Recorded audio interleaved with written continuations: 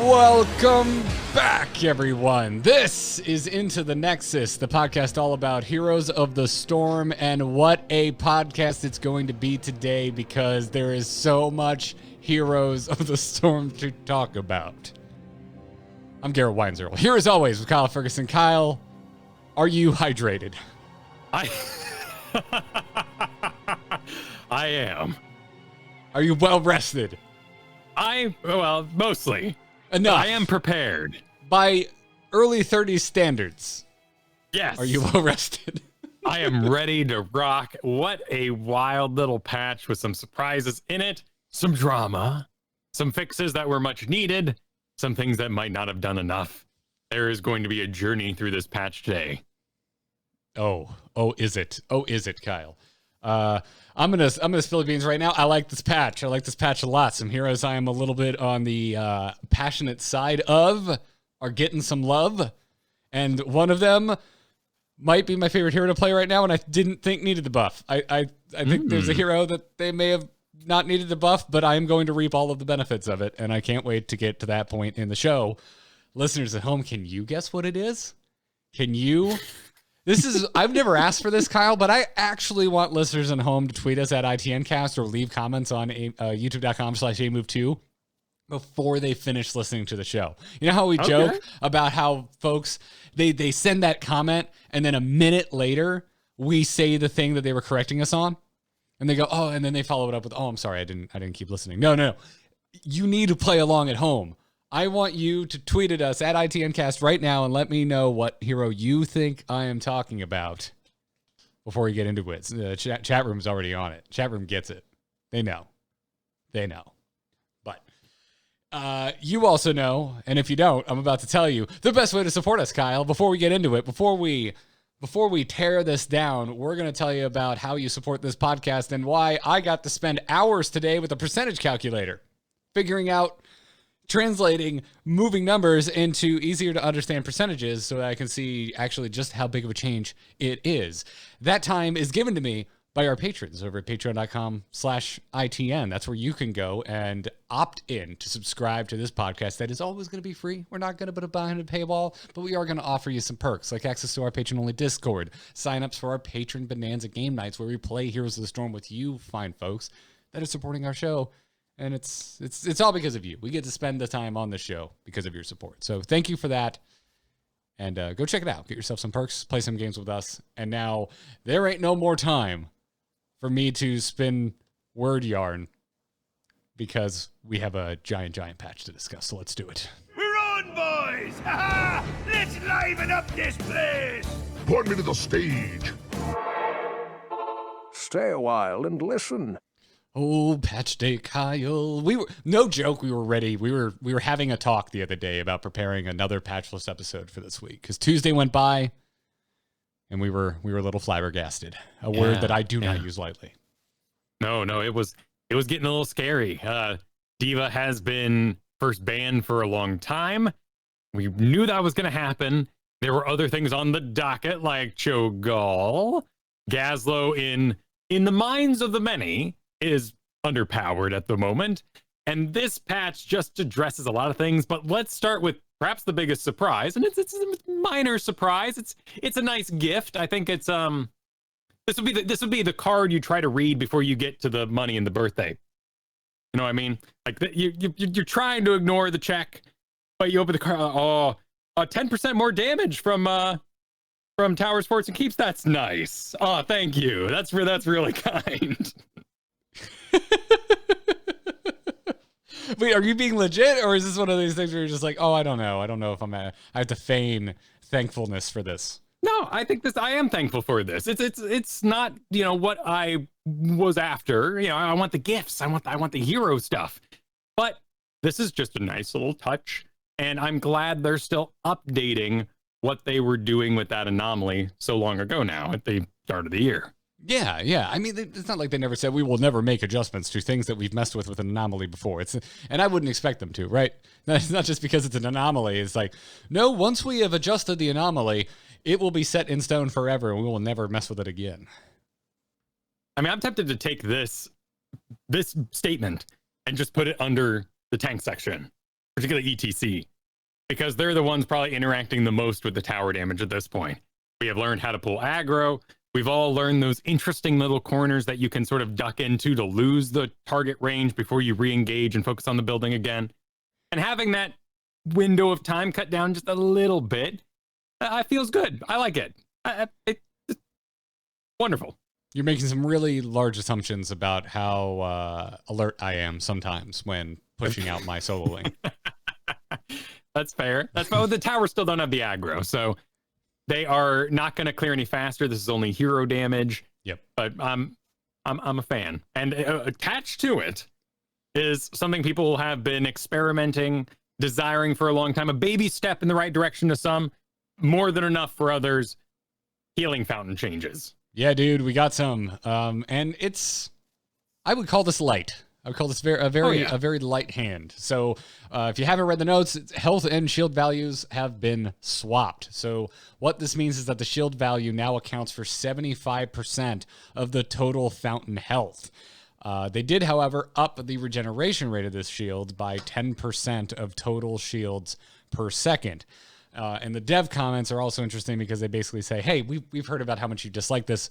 However, quote, we don't want to completely remove alternative strategies for creating an advantage. They went on to say that they think this should make it riskier for players to snipe healing fountains as well as not get any value unless they destroy the building, while also rewarding players who are able to protect their healing fountains early in the game. And I haven't had enough time with it really to say. I had a couple fountain snipes this week, but it was before the patch.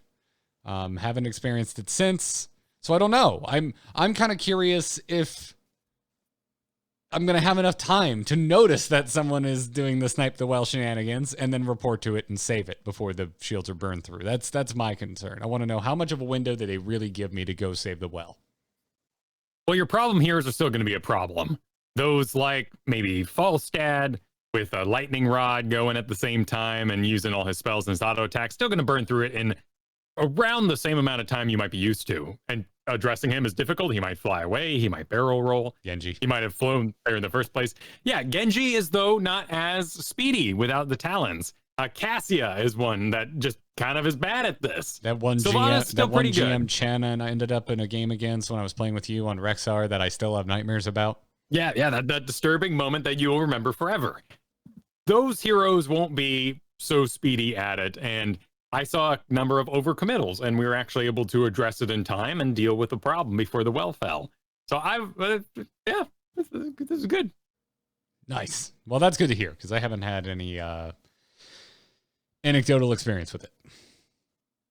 So, but yeah, at least they're messing around with it, and now they've already tweaked the shields. So there's a knob that I wasn't thinking about, which was shield regeneration rate. That's another thing that they can mess with, right?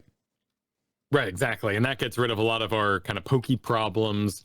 If you can address it in a decent amount of time, like Li Ming or Nova, it'll still be frustrating if they're completely committed to the activity, but it will take them longer. It can be easier to deny, and therefore their efforts in the early game, Li Ming doesn't have a quest, but we have so many questing heroes that if you're focused on that particular activity, you might be losing power in another area.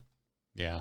I will say that the thought of it being 75% shield health and 25% actual health, I am excited about how exciting I think it's going to feel when you actually do save one that has started taking physical health damage. Yeah, that shield, it's big. It's an interesting way we show it in Heroes of the Storm, in that the shield will actually look like 75% of the health. And then as the shield disappears, the health bar looks like it's growing, but it's functional. It's fine. Yep. But everyone, I want your most impassioned complaints about why this is a nerf to Mule. Yeah, that Mule, he's everywhere, He was in the pre-show game we played. That happened. They was trying his damnedest to keep things alive. Yeah. I think we've learned a lot about how to play with the tower aggro and spread out in the early game to avoid this. I don't think we need anything more at the moment. I don't think we need to go full protected. This is more than enough. If someone really wants to commit that, you get a kill mid. You're going to have more soak. It's just not worth it at the moment. I'm just glad they're looking at it and trying something. Yeah. I'm all for it. So let's get into hero changes, and this will be the episode today for the most part. And again, maybe you took a break. A reminder, we're now going in patch note order. So we're going to start with tanks. So you can follow along at home, or you can watch on video over at youtube.com/AMoveTV or AMove2, numerical number 2. Let's start with the tanks, Kyle. And first up is a Nubarak, because I wasn't already excited enough that a patch came. They're leading with the Nubarak changes, and they're not nerfs. The old Nubarak knob has been turned in the health department. Yes. Health has gone up 2,100 to 2,150. Not a ton, even percentage-wise. It's like barely 2%. But this is a Nubarak. How many times have we seen him change? The devs even point out the fact that a Nubarak is one of those heroes that historically is on the razor's edge, is the terminology they use. Always either too good or kind of falls off is where a Nubarak tends to inhabit. They also did remove 1 damage off of Burning Beetles, which goes from 7 to 6, which is a 14% change, and that's something you actually are going to feel because of the periodic nature of the way that damage is delivered. What I'm interested in is the debilitation at 16, because he's still the anti-mage tank, and they went through and gave you a second way to obtain this reduced spell power. Yeah, I had to read this a couple times because I'm like, huh? But it already does spell power reduced by 50%. I'm like, did they just nerf it? Did they take a second off? No, it's the trigger. They changed. They added an entirely new trigger that did not used to exist on this. Previously, only Burrow triggered debilitation, triggered that 50 spell armor. Or I guess it's not, it's whatever the case. But now Impale as well triggers that 50% spell power reduction. So it lasts for 1 second less, but you have 2 ways of activating it. Right, and spreading out the duration of it. Therefore, you're going to have a greater duration, so no problem with them going in there and saying like, all right, so we're going to give this more options. You won't have to invest into the enemy team. In particular, I mean, if we're talking like Chromie, going all the way back to Chromie as a Nubarak is kind of deadly. Instead, I'd rather position in a bush, emerge, impale Chromie, and still have my burrow charge to deal with the escape part.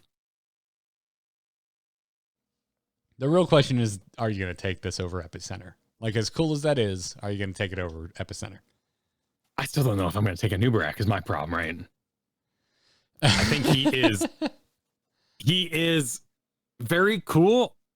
For my team's sake, I think we're getting there. We're starting to really clear our lanes without the tank present. And we run a little bit of Johanna, so absolutely Johanna sticks around in lane and helps people rotate for camps and whatnot. But a Nubarak is a really, really good ward and anchor because he has such a large escape to get himself out. Yeah. And that large escape also takes part in maybe something like Underking, which increases the burrow charge range by 20% and the damage by 100%. And once we start going down that Underking road, do I really want to pass on Epicenter where I'm lowering the cooldown? Maybe I even put shields on top of that. So right now, I'm not extremely interested in debilitation. Plus, a Nubarak is already weak to sustain damage. So going back there and reducing spell power isn't always exactly what I need. There is a fix that could happen. I don't know if we want to go there, and I like that we've developed this through line of shielding, but gain a shield for 40 spell armor and absorb damage over 3 seconds. Can we mess with that somehow so that he can be as good into sustain? There's an opportunity in there to mess with it, but it's still trouble. It's still trouble to go deep on a Nubarak. Yeah, it is because of just his double stun nature. He has 2 of them on his base kit. It's really effective on top of the fact that you can take a heroic that can remove an enemy hero from the team fight. Like there's just a lot of power on him. And I don't know about you, but I feel we are, I think, as close as we've ever been to a Nubarak kind of being a subtle pick. I think like right now, like I see him every once in a while. It makes sense when he's picked, but he's not overpowered and being picked every game, and he's not completely forgotten and left on the wayside. Yeah, he's like a Garrosh that doesn't throw is kind of how I think of him. He is going.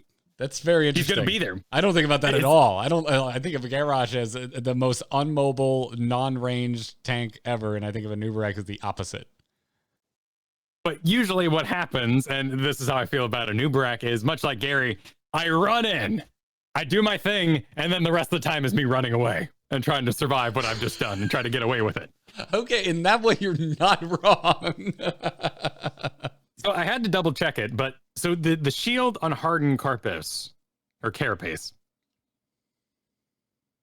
is the spell armor 40 and the shielding.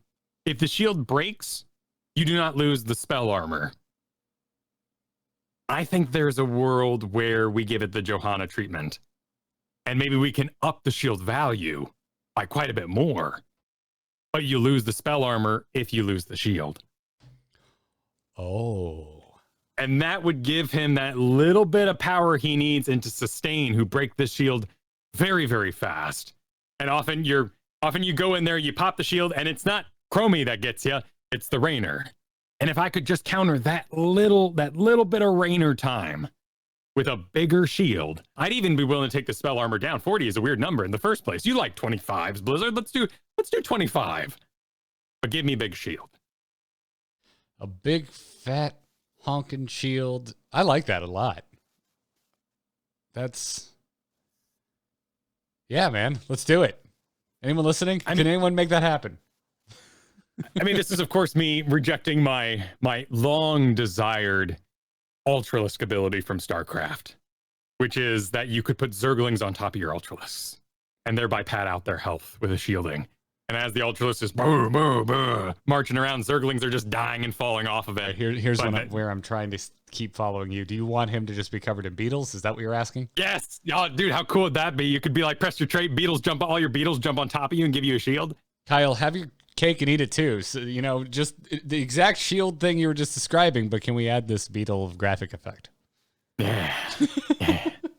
I'm making that up. I do not need this, but he's almost there. And I do think, particularly on things like Tomb of the Spider Queen, where a beetle can be a huge interrupt problem in maps where there are plenty of bushes to engage from, which might be something maybe sort of Battlefield of Eternity-esque, but then we hit that wall of he's not that great in the 4-man. He just takes too much damage.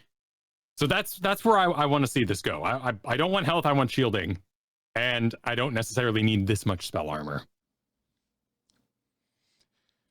Fair. I'm sure there's a good amount of intent behind this. Nubarak is always like the same as Arthas and his lack of spell armor, but I'm with you. And also just, it's hard not to think about it because of the meta we find ourselves in. Also, we didn't talk about Beetlejuice, but I'm really kind of excited about it. Because now the increased health is down. Beetles gain 30%. It used to be 40. And every fourth basic attack spawns a beetle. It used to be every third attack, but it only triggered on enemy heroes. Now it triggers on any. It's just basic attack. There's no quantifier there, Kyle. Oh, I didn't notice that. We asked for that. All right. Yeah, man. I was surprised that you weren't. I was like, why isn't he bringing up Beetlejuice? I know Kyle loves beetle build, and now you can spawn beetles off of any basic attack. Yeah, his camp ability stock just went up. You got to get to 16 for it, but if this was a stocks game, and we're like, all right, if you're interested in camp ability, I have Nubarak's camp ability is way up by now, but you got to get to 16. That's nice. That's a good touch. Yeah, as long as I don't get distracted and wander off and then give away that the Nubarak is the one trying to solo a Merc camp right now. It's a beautiful, fun, glorious, all the pictures match build. I still think I want to do Under King a Nubarak if I had to take him. Corny says he went into try mode and after 16 was killing keeps with 30 auto attacks with this beetle talent. You counted the 30. That's impressive. That's a lot. I feel like that sounds like a lot, but also it sounds accomplishable. Yeah. Probably not all in one Push go. Nubarak. Probably not all in one go. But yeah, interesting. I like these Nubarak changes, and I like your suggested additions.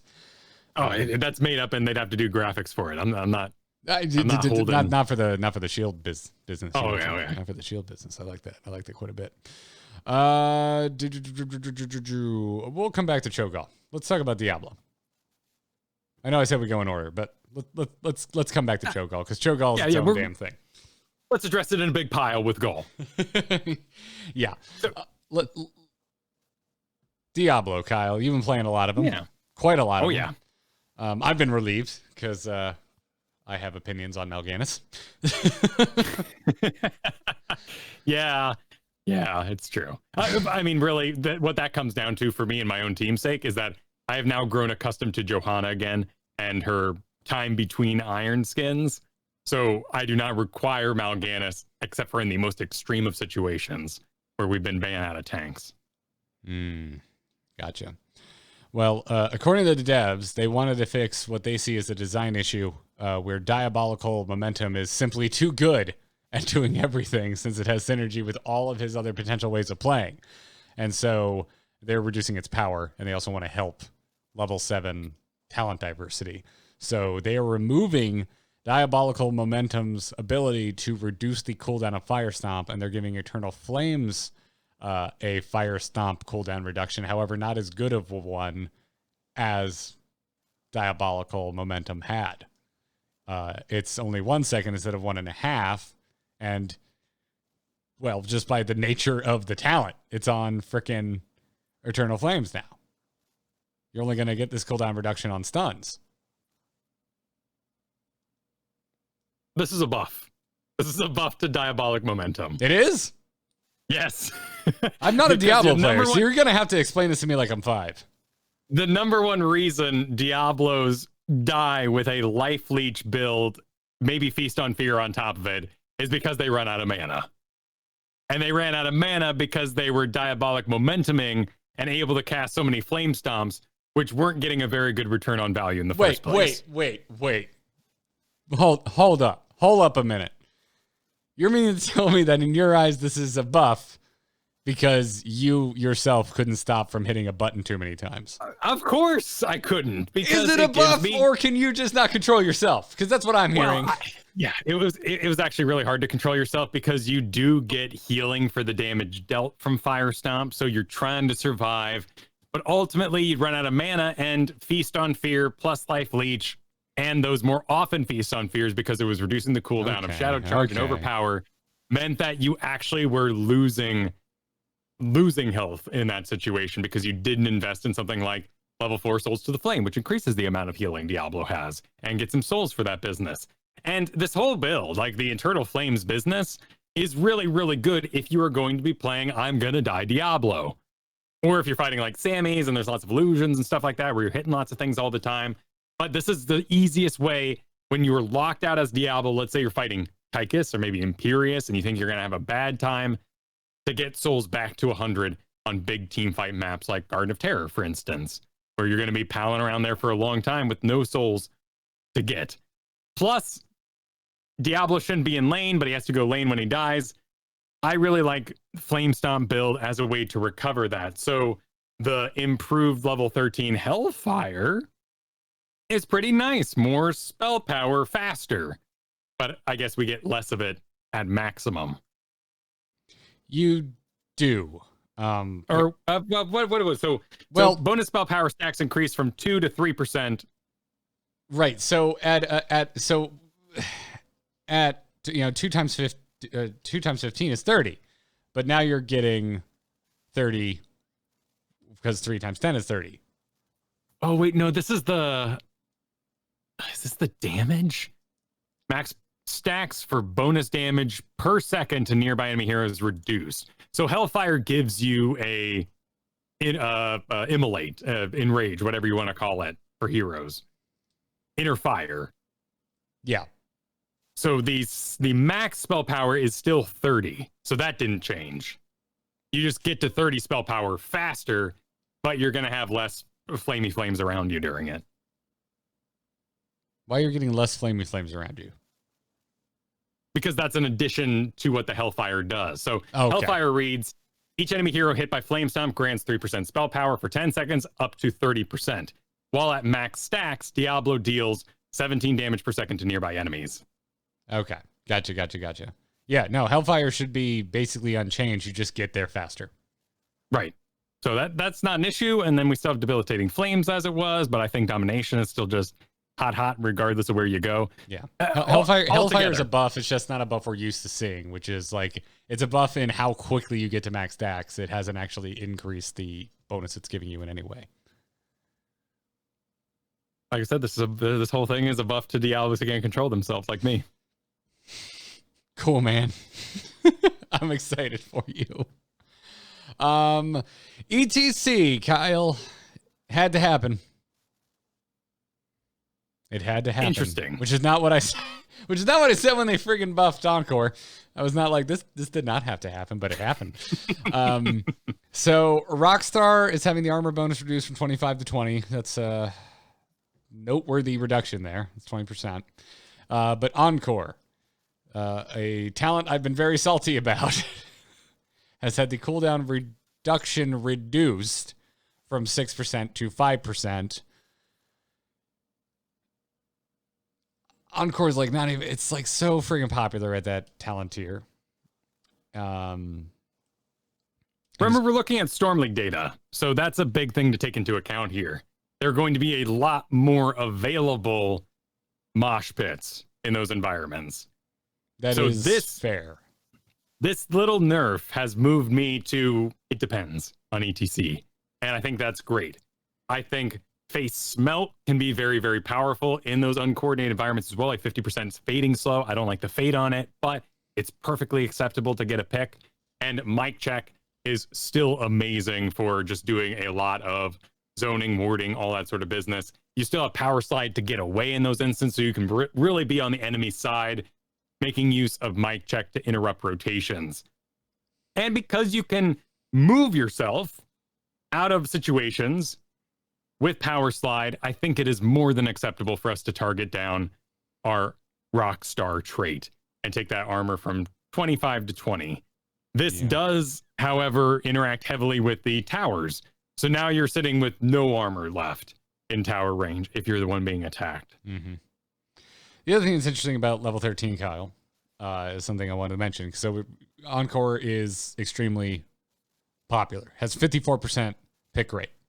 That means we have almost another 50% worth of pick rate spread between the other two talents. Without looking, Kyle, I'm using Hots Logs as an example. What do you think Mic Check and Face Smelt are picking up? Do you think one is more popular than the other? I bet you Face Smelt is more popular. They are almost split evenly. There is actually pretty decent talent diversity at 13. Yes, Encore's running away with it with a 54% pick rate, but Face Smelt and Mic Check are splitting the remaining just shy of 50%, almost evenly.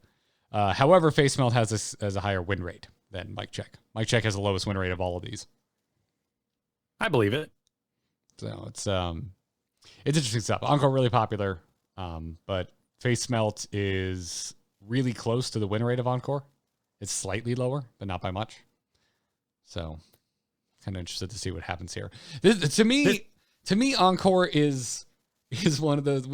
I feel like we haven't talked about this in a while. Is one of those feel situations. I'm not sure it's actually as bad as I want to embellish and say that it is, but it sure does feel bad. It just feels bad to have to worry about mosh that many times in a game.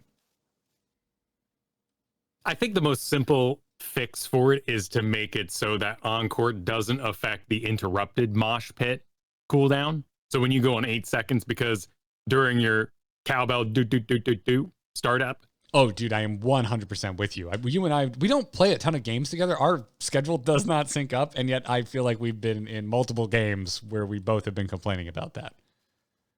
But you're usually in that situation still missing Power Slide, which means that very quick secondary recovered because you got interrupted during mosh, you drop the Encore, get the amp hit, you're now ready to mosh again.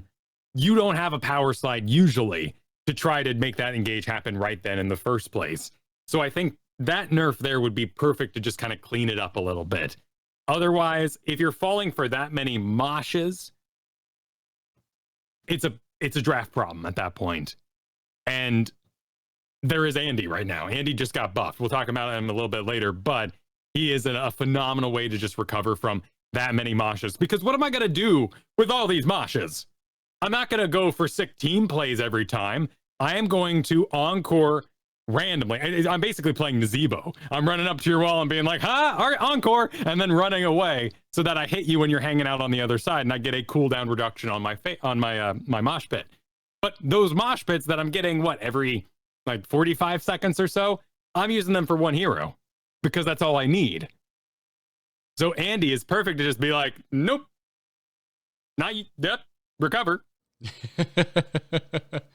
That is fair. I'm still hung up on what you said. Like, if you interrupt the mosh pit, let's just let that window be a window. I think the real story here, and Encore is something that can be focused on because of the field bad, but this armor reduction is huge because ETCs often lead the draft, first and foremost. But because we've embellished these chromies, which has led to a lot of other really range mage play because they focus on chromie, they stopped chromie, so they say, okay, well, I'll play a little Orphea, I'll play a little Kel'Thuzad, I'll play Kael'thas. The way to counter those mages on an ETC team is for ETC to be ridiculously far forward, like so far away from everybody else that the chains can't reach, that they have to hit ETC instead of reaching the back line because their back line's really long range. So this armor was what was allowing him to do so and not being range of the healers. Hadn't really thought about it, but yeah, a little bit of an artillery meta we're in. Yeah. A little bit. It's like the chromie leaving arms race. But yeah, I mean it's a nerf to his base trait. Like this is going to be felt without a doubt. And that's a decent chunk of armor gone. So, shall we? Let's find Gaul. Because we're gonna look at Gaul while we talk about this. Hey, if you read your patch notes, can we just put them together, please? Can we just make Cho and Gaul their own section? They're technically different roles. I think they have restrained themselves in this way. Yes, but you can't have one without the other. That is true. Yeah. So on Cho, they said that they, while they like the, in their words, somewhat chaotic raid boss field of Rage Regeneration and Sealing buff, they believe its duration is too long for how often the debuff can be applied to enemies, particularly late game, and also due to synergy with talents like Twilight Nova. And so because of that, they're reducing its duration so that healers have larger windows of opportunity to play around as debuff. What's more interesting is the thing we've all been really, really griping about, Kyle, which is Orb build on Gaul. So they said in efforts to make a more competitive build, we went a little overboard with our recent buffs to Gaul's Dread Orb talents. We're reining in that power, they say, and that's what they've done. The Rising Dread at 4, Kyle, you're picking that up on your way to becoming the biggest bastard the Nexus has ever seen. Mm-hmm. Damage bonus per bounce reduced from 25% to 15%. That is a 40% reduction in the damage bonus. That's huge. Yeah. A ton of damage stripped out of that talent. Twilight Nova no longer passively reduces the cooldown of Dread Orb. It used to shave a 1 second off. Just gone. Never need to worry about that second again. And then finally, Kyle, Leaden Orb. How many times have you mentioned it on recent episodes? Stun duration. Down. Yeah, down to 1 to 0.75, which might be good for wiggle room. This is an interesting way to attack it, and I do feel like purposefully the balance devs here have left it open to still stack. If they thought the stacking side of things, and this is that because of the level 4 Rising Dread talent, where it does increase the damage, which was the nerf part, but each bounce of Dread Orb increases the radius by 25%. That's what allows them to overlap. Yes. And that's where you get into these stun locks versus Cho'Gall when he lines them up well. This you Venn diagram the two, and you're stuck right in the perfect spot, which is why you run Twilight Hammer with it, so you can knock them into that perfect spot. I call that the F diagram. Yeah, exactly. they want that still to happen, which does take practice and skill. So I think this is a great first step, and we can address that other more extreme step because it's just harder to do, should that still be an issue. On the Cho side of things, they went after the enraged regeneration. How about we just shorten that to Generation? Heals Cho, wasn't changed there. Heroes is receiving a Gall Dread Orb, receive less healing for 2 seconds rather than 4. That's nice. Yeah. Now that could lead to like power surging Cho'Galls who are all about the auto attacks and all that. So the things could still be very weird. And Cho'Galls have shown themselves to just adapt and keep playing. Yeah. Which leads to the closing question on Cho'Gall, which is, do you think we still need to fear the Cho'Gall draft? Especially if we're going in with maybe not a full 5 stack, although obviously can be concerned there, but any sort of numbered party stack at all. Well, they're jerks. And jerks always go to the source of most jerkydom. And right now that's Diva. And it was previously Chromie. And maybe it's Gaslow now. Like, I think that the Cho'Gall players, much like Murkies, will always follow their passion to be ridiculous. And I think this knocks Cho'Gall out of the ridiculous category, and we don't have to blind ban it. Okay, cool. I dig that. I would love to not ban Cho or Gall. That would be very nice. I mean, we're already taking guesses as to what the enemy could even play, so. Yep. Mm-hmm. Corny's in the chat room says to follow the salt wall. Exactly. Yep. All right, Deathwing. They're still trying to make you form switch. They said that they're moving some power from Destroyer form to Worldbreaker to incentivize players to switch between forms more often, depending on the situation. They said they also believe the energy buff to Worldbreaker makes more sense for Deathwing, as he is naturally more incentivized to use Molten Flame in this form after using his other abilities to control opponents' movements in choke points. And so that's what they've done. Incinerate, base kit level has had the energy cost increased and the damage reduced. Somewhat minor on the damage end of things, going down from 70 to 65. But then over on Lava Burst, the energy cost has been reduced from 2015, and the periodic damage has gone up from 5 to 6. But again, it's periodic damage, so that may not sound a lot, but 5 to 6 is a 25% damage increase on Lava Burst. I believe you're muted, Kyle. Pardon me. That's all right. Lava Burst is a very powerful setup ability and can help Imperiuses and tanks, and you might land your stun after this. Most Deathwing passionate players, and there are quite a few because it's such a unique hero in MOBAs in general to be so large, and a dragon, think this is going in the wrong direction. And I agree with them. Messing with Destroyer form and making that weaker is not how you get people to do Worldbreaker form. And it's easy to assume that Destroyer form is good because it has the damage or it has the escape. But when you listen to top level Deathwings, what it actually is, it's about the Destroyer form having the ability to make a body block. Onslaught moves your big character faster, supplies a slow, and then you can put your hulking mass in the way of the character so they can't escape, and your auto attacks and your other spells can start doing the big work. Then they're stuck on you while you're on fire with Incinerate, and that's where Deathwing really gets his power. So it's been compared to Greymane, and what they want is Greymane, which I think is very interesting. What if Greymane went into a fight, and despite being safe, being overhealed, everything's going great for the guy, your Greymane never went into Worgen form, was just not interested in it. That's what Worldbreaker feels like to Deathwing players. Is they're just stuck in the background doing setup for something that they can't actually follow up. They can work their way into position, they are safer, they can help their team, But that's not what Deathwing is best at.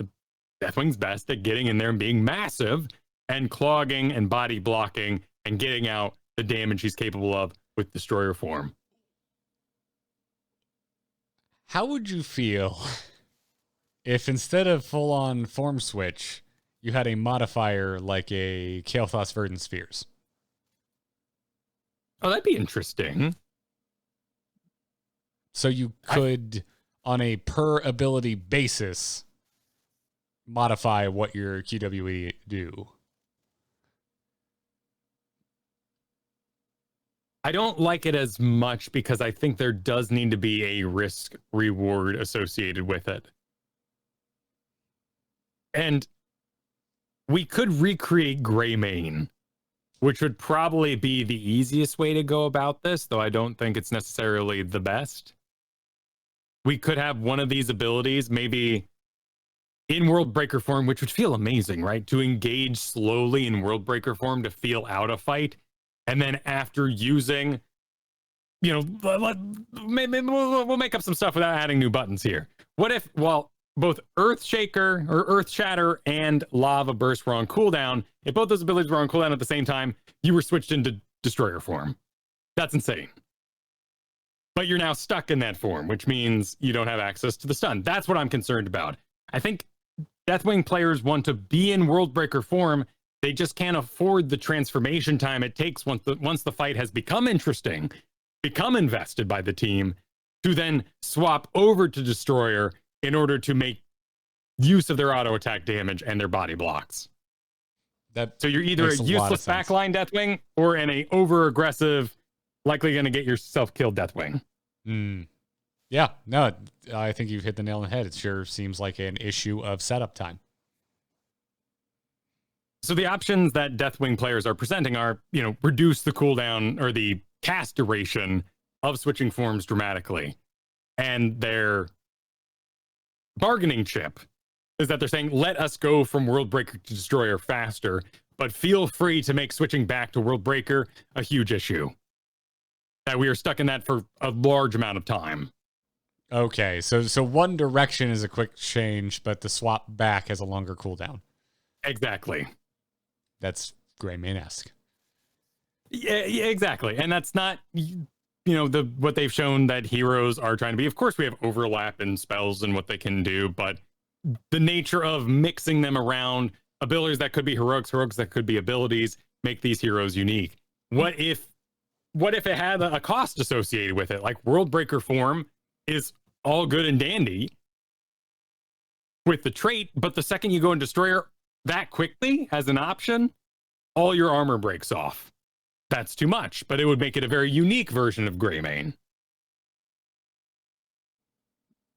Yeah, I mean, and it's interesting from a thought experiment side, right? It's like, how do you balance that power pie? Is it worth it? How far do you take that? Is it all the armor? Or is it 3 out of 4 plates or 2 out of 4 plates? And how does it work if you're already missing armor, if you're doing that type of incremental armor removal? Right, and you get armor back while in space. You can generate your health without gaining the armor. So the armor mechanic already has quite a bit of microplay with it that I don't necessarily think we need to add that on top of these things, but there has to be a cost associated. And I certainly don't want to live in a world where I become stunned and Deathwing immediately lunges. Yeah. Chat room says, make it like Old Warriors and WoW, instant switch, but you reset your energy. I was almost thinking the vice versa to incentivize a switch. Like burn your energy, form switch, get energy back, burn your next round of cooldowns, but then there's some sort of drawback because you can't just form switch again and get energy back again. There are clearly a lot of knobs that could be turned to make that sort of thing work. I just don't want to homogenize them with Greymane, because that risk reward on Greymane is so different than this giant Deathwing problem. Yeah. I don't know. It's interesting. I haven't seen a lot of Deathwing recently, and it's real hot or cold. I don't know what your experience running into a Deathwing is, but it really feels like it works great if we didn't overdraft stuns, and it's terrible if we did. I think we can get there by removing Skyfall, which is kind of an interesting problem. It's not the first time you brought this up. You interrupt objectives, and what I do find interesting is that these extreme Deathwing destroyer mains really enjoy the level 20 destroyer talent. For the next 6 seconds after landing in destroyer form, Deathwing's damage is increased by 40%, and his basic abilities recharge 50% faster. All of us casual Deathwings are like, whoa, that's 6 seconds. I don't know what to do with that. I'm going to do like Arrival of a God or Stood in the Fire or something like that. That's kind of extreme to me. I'm not sure what to do. They love that. So there are options in that direction as well. Can we give Worldbreaker a good level 20? Would that incentivize? Either way, Deathwings are, by nature of Skyfall, in organized play, using that to interrupt objectives while the rest of the team pushes top on Cursed Hollow. Defends something they couldn't defend otherwise because they'd be too busy worrying about a tribute. Deathwing carries himself like Ragnaros in that way towards the late game. But when he gets there, he has nothing for Worldbreaker. Okay. Oh, some interesting things, man. That was a shotgun of potential different ways to morph this hero. And I'd love to see some of those tried. I think that he is slow. He is lumbering. It is very, very fun to get to do like the Infernus, which I think is the one they buffed. Yeah, the Infernus build. Yeah, it is just an overall buff. Yeah, because they changed it to where it increases the damage of Molten Flame against enemy heroes by 25%, and it increases that bonus damage by 75% when Molten Flame is cast at 75% energy or higher. It is just an overall buff, because before it was just the bonus when cast at 75% energy. Now you're getting like a baseline damage increase when you take this talent. And we already have things on that talent tier like Heat Wave that give you the damage in an area around you when you incinerate. It also features a World Breaker Lava Burst explosion damage increase. But we can't interact with both sides of that talent, so people only take it for the Destroyer Incinerate. There are so many cool options we could have. We could have like a combo rogue sort of thing, where if you hit people with Lava Burst to a certain degree, your form change becomes instant. Who knows which direction the devs want to go, and they all could be really, really exciting. I just hope they pick an exciting one. Then the bad version would be nerfing Destroyer and raising up Worldbreaker. Gotcha. We'll have to see. You sound unconvinced on these changes. I think it's in the wrong direction, but I think that it is interesting. Yeah. I'm glad they're open to changing them. Yeah. Well, Diva, again, kind of like ETC, I feel like I saw this coming. Oh, yeah. Although it sounds like, according to the devs, that Diva is what they would consider within their quote-unquote normally acceptable bounds of performance, but still saying on the upper end of those normally acceptable bounds. And so they're taking her basic attack damage down, and also lowering the power of rush down. And that's exactly what's happened. The mech weapon damage was reduced by 23 to 22. That comes out to be a little more than a 4% reduction. Rush down, much larger reduction. The bonus damage to non-heroic enemies was reduced from 100% to 75%. That's a big chunk there. And also the damage and healing against enemy heroes reduced from 4 to 3% maximum health. Then we also got some talent shenanigans, but yeah, this is all in the right direction. The thing about Diva is that she is a safe Zool in a weird way. She can go way deeper into the map than Zool and Sonya are capable of because of the ability to run away. Yeah, I mean, she can clear lanes quickly. She can't clear them that quickly, but it's close enough. No. And the trade-off for your survivability and escapability is worth it. Right. And when you can get in range, locked on, you can take down a hero, you can help take out a building and still get away from it. So I don't think that these buffs or these nerfs are unwarranted. I actually think these are an excellent incremental step. Yeah, because I mean, when you think about going up against Smurfs as an example, Kyle. You ready to go on this journey with me? All right. When you think about going up against a Smurf, when you think about watching your favorite streamer, whether you like it or not, whether you think it's okay to do, smurfing and just being a god, killing everybody. What are they doing? They're being aggressive. They're being in places that any other normal player in that position would not be in, right? They're taking a risk to push further out into the map, take a risk, and complete kills that your average player wouldn't have the courage to go do, right?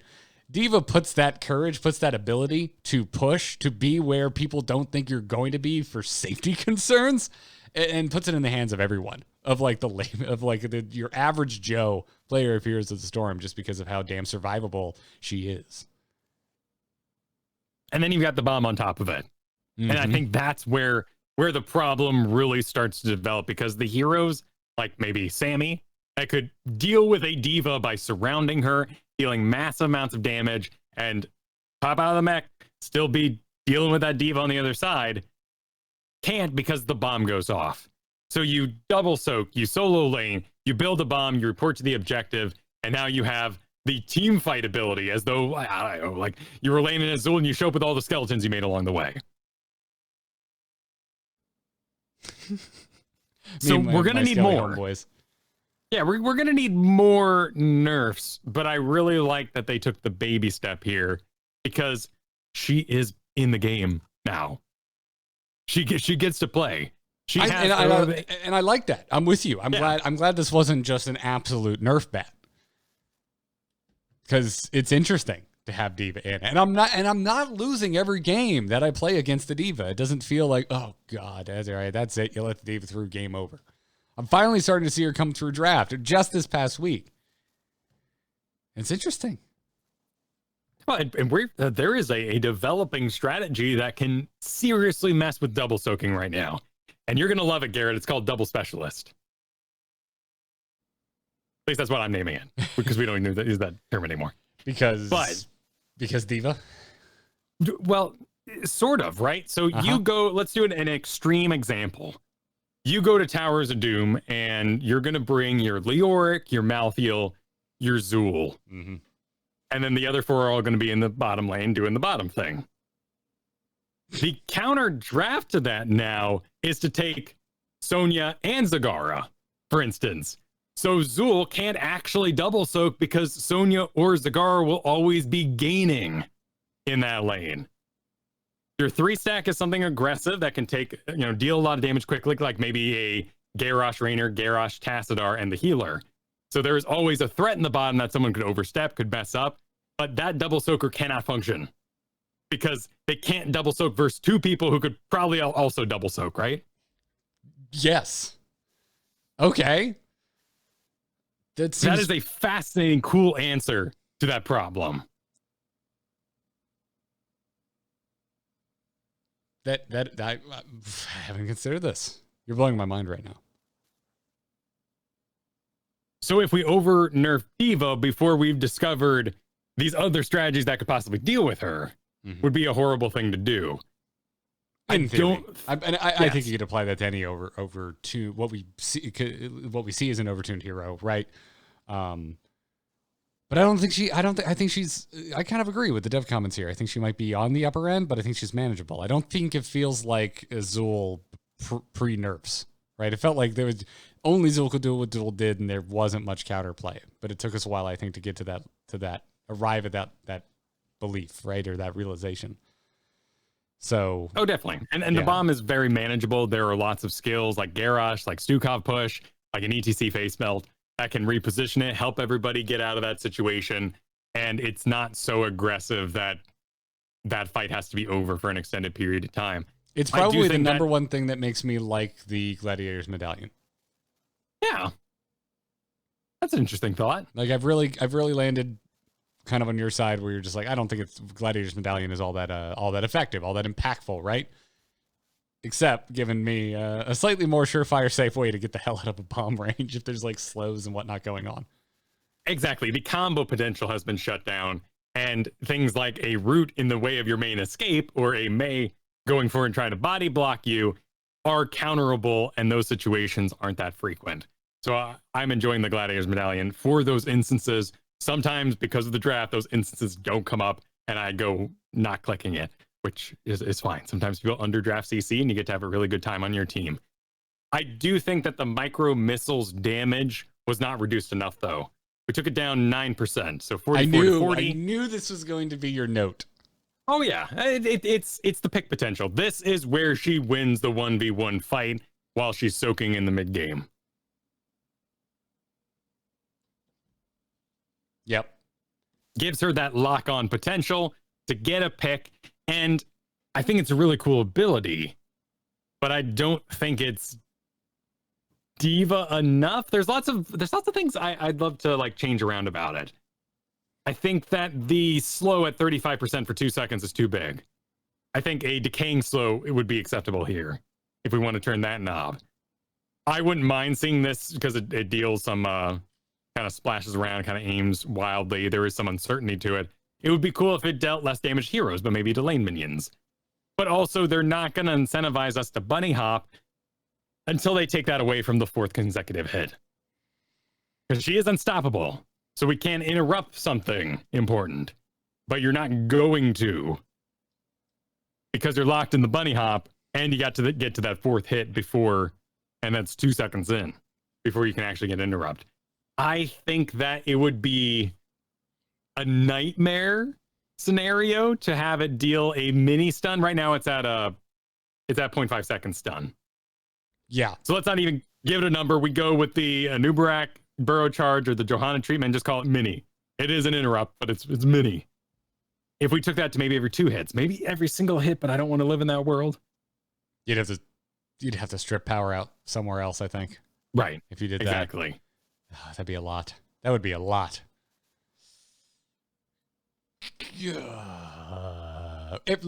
Let's focus on every 2, because when I think of every hit, it just gives me right. No, then every hit happening every 0.5 seconds, or maybe the first hit stuns, and then we start counting up to the next one.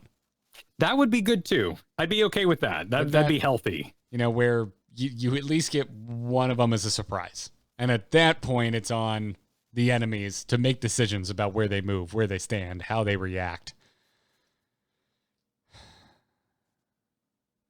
The radius is big enough. I think you could catch a ETC mosh pit inside that. I'm laughing at chat right now. I don't want a mini interrupt stun happening so often that it ruins my auto attack animation, and my 1 second auto attack never happens over the course of that because my guy keeps getting stuck. Right. That's what I don't want. Please, no. But yeah, I'm not. I see where you're coming from with the micro missiles. It's like she needs to work harder for that 1v1 kill, I feel like, than she has to work. Yeah, because she goes boosting in, gets the body block, and then other kinds of with her other missiles, bullets and missiles combining, and the target is dead. And poor Jaina did not get to play the video game there. Yep. Before the rework came, I was wondering if they were going to do some kind of thing where there was like a skill check on ejecting, and if you didn't do it, Diva just died. It was a proper death.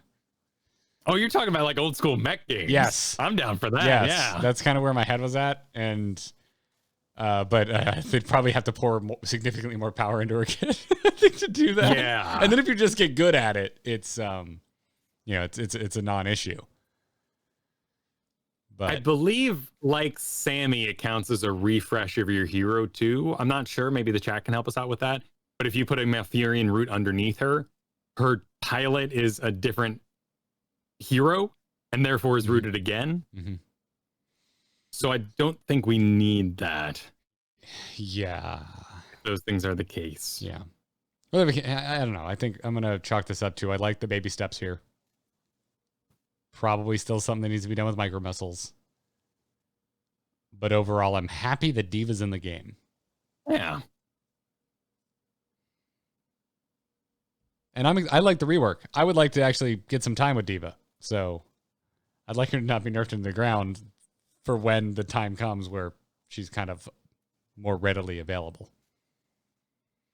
All right, Garrett, we've had our candy. We had a little candy out of the stocking. You know, it was nice. There's some little toys in there. Mm-hmm. But let's open a real present. Are you ready, Kyle, for I have never been happier in my life for something I don't think should have happened. Gaslow got buffed. Big time. According to the devs, Gaslow came out a bit low. in his rework. So they're pulling back on a lot of the nerfs that were made during the design process, out of what they call fear that he would be too powerful. And so, all right, where do I start here? His health is up just over 4%, going from 2275 to 2375. Getting an extra 100 hit points. Rocket turret. Not a talent, Kyle. This is base rocket turret. All your rocket turrets. Damage is going up. 36 to 40. It's more than a 10% increase on damage on rocket turrets. And you get more than one of these out.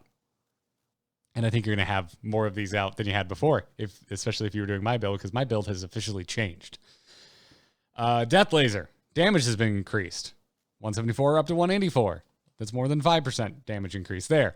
Explodium charge had its base range increased, Kyle. 7 to 8. It's 14% more range on Explodium charge.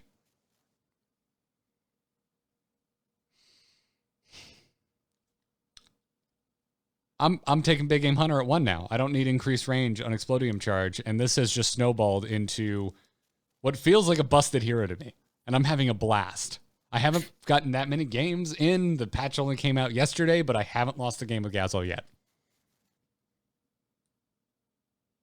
I think it's interesting that they didn't mess with the rocket boots range a bit after giving the range back. That seems like something they do all the time. So they want you to have ridiculous range. Yeah. Should you invest in it? Here's the thing. I think you needed to take it before. I don't think you need to take it now. I think you're open to take Big Game Hunter. Get more scrap. Drop more turrets. The turrets are doing more than 10% more increased damage. Yeah. So you can have more turrets doing more damage.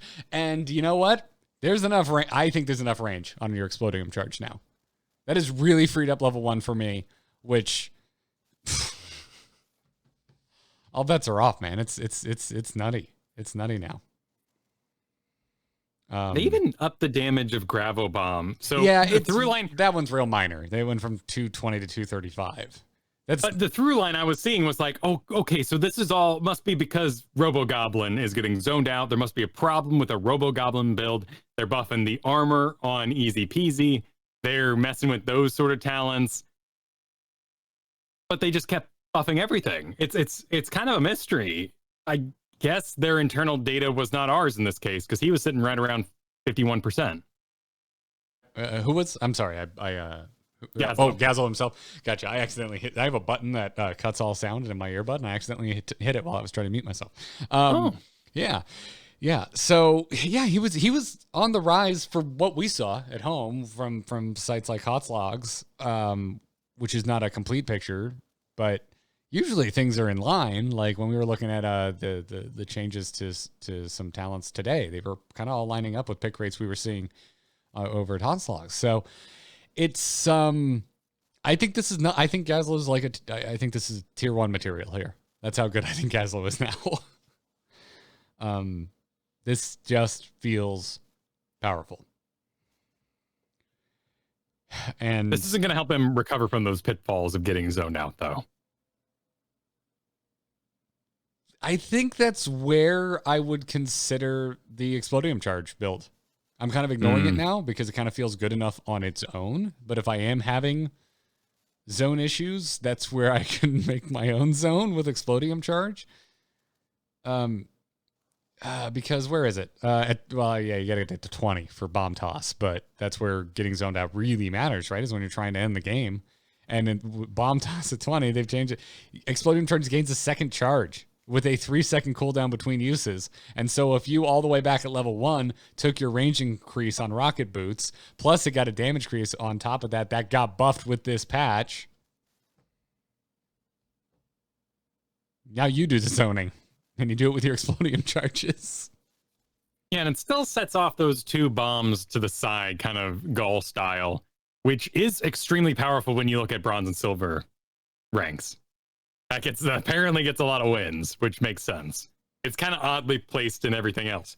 If this was 3 bombs in a row in a straight line back, oh my goodness, that'd be amazing. You'd cut off an entire avenue of escape. And it looked like a cool little carpet bomb kind of thing. Yeah. But like I already thought he was good. I was already taking him on purpose in drafts, and it was doing pretty well. I mean, there was some pretty specific scenarios where I would want to take Gaslow, but this is like main material for me as a solo lane. That big game hunter, mm-hmm. the big game hunter buff. There was in no the big sense game that hunter buff, right? But in the sense that we can go it now because we increase the range in other ways. Yes, and frankly, dude, I'm talking about my build. People were already going big game hunter. Big game hunter was already the most picked talent. And now you're not really, in my mind, you're not getting punished for taking it. I think you got punished by taking it before because your Explodium charge, which is really freaking good, isn't as good as it could be because of the restricting range that it had until the buff that came to the base ability just yesterday. Well, let's be honest here. The Gaslow power is a lot like Malthael. And you're going to hear from top-end players, Malthael's so easy. Just climb. Just own it. The problem with Malthael is he's full of very difficult positioning choices as to when you're going to engage and from where. And if you can solve that problem, you can do it across all heroes, like Gaslow. Mm-hmm. And the more information you have, the more skilled you are, the less you need range talents and things that help you recover from that. So I would say Gaslow is the premier Infernal Shrines now over Kerrigan because Big Game Hunter is available. Yep, I agree. Love him on Infernal Shrines. Absolutely love him. I'm smitten, dude. I haven't been smitten by a hero this hard in a long time. And congratulations. I am just over the freaking moon with this rework. Yeah. It's nice when that happens. Yeah. I think this might be too much though. I'm really anxious to see where the stats go with Gaslow, because to me, I look at this and I'm like, I think he's going to reach Rexar heights in terms of win rate. So we'll see what happens. We'll see what happens. Also, please don't come for my Rexar. I think he dodged some more bullets, Kyle. Maybe. By the way, it's not Rexar doing the bullet dodging like Neo. It's definitely Misha. Oh, Misha's out. Yeah. Yeah, Rexar is off frame as the agent is firing the bullets, and this bear is just bending over backwards, dodging bullets. But whatever Trinity was doing, I guess she wasn't doing a lot because it was like 3 seconds max, probably less than That's that. right. At the very end of it, Rexar just comes up and says, dodge this, and buries an axe in the agent's head. That scene has always bothered me a little bit because they fire at the agent and he goes, zoo, zoo, zoo, zoo, and moves all around, dodging all the bullets while still like standing. Uh-huh. And then he goes, whoa, like cartwheels himself, windmill attack backwards. And she walks up and is like, you move like they do. No, he laid down really slowly or fast, if you want to call it that. Well, in real time, it was extremely fast, and it was the closest anyone had come to moving like an agent. I guess so, but it would look really silly in real time. It was his first time doing it, man. He just figured it out. That's fair. He's not there yet. He's not there yet. Yeah.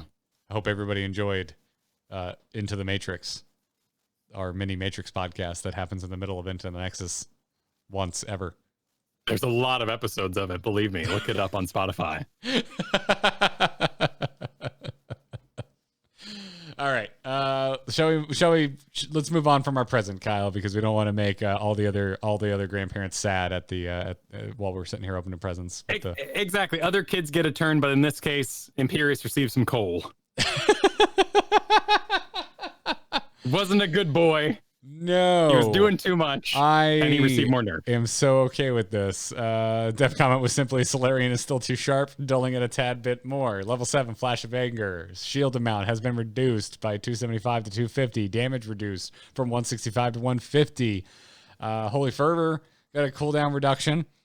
Also at 7, and then at 16, Celestial Swiftness had the movement speed bonus reduced from 25% to 20%.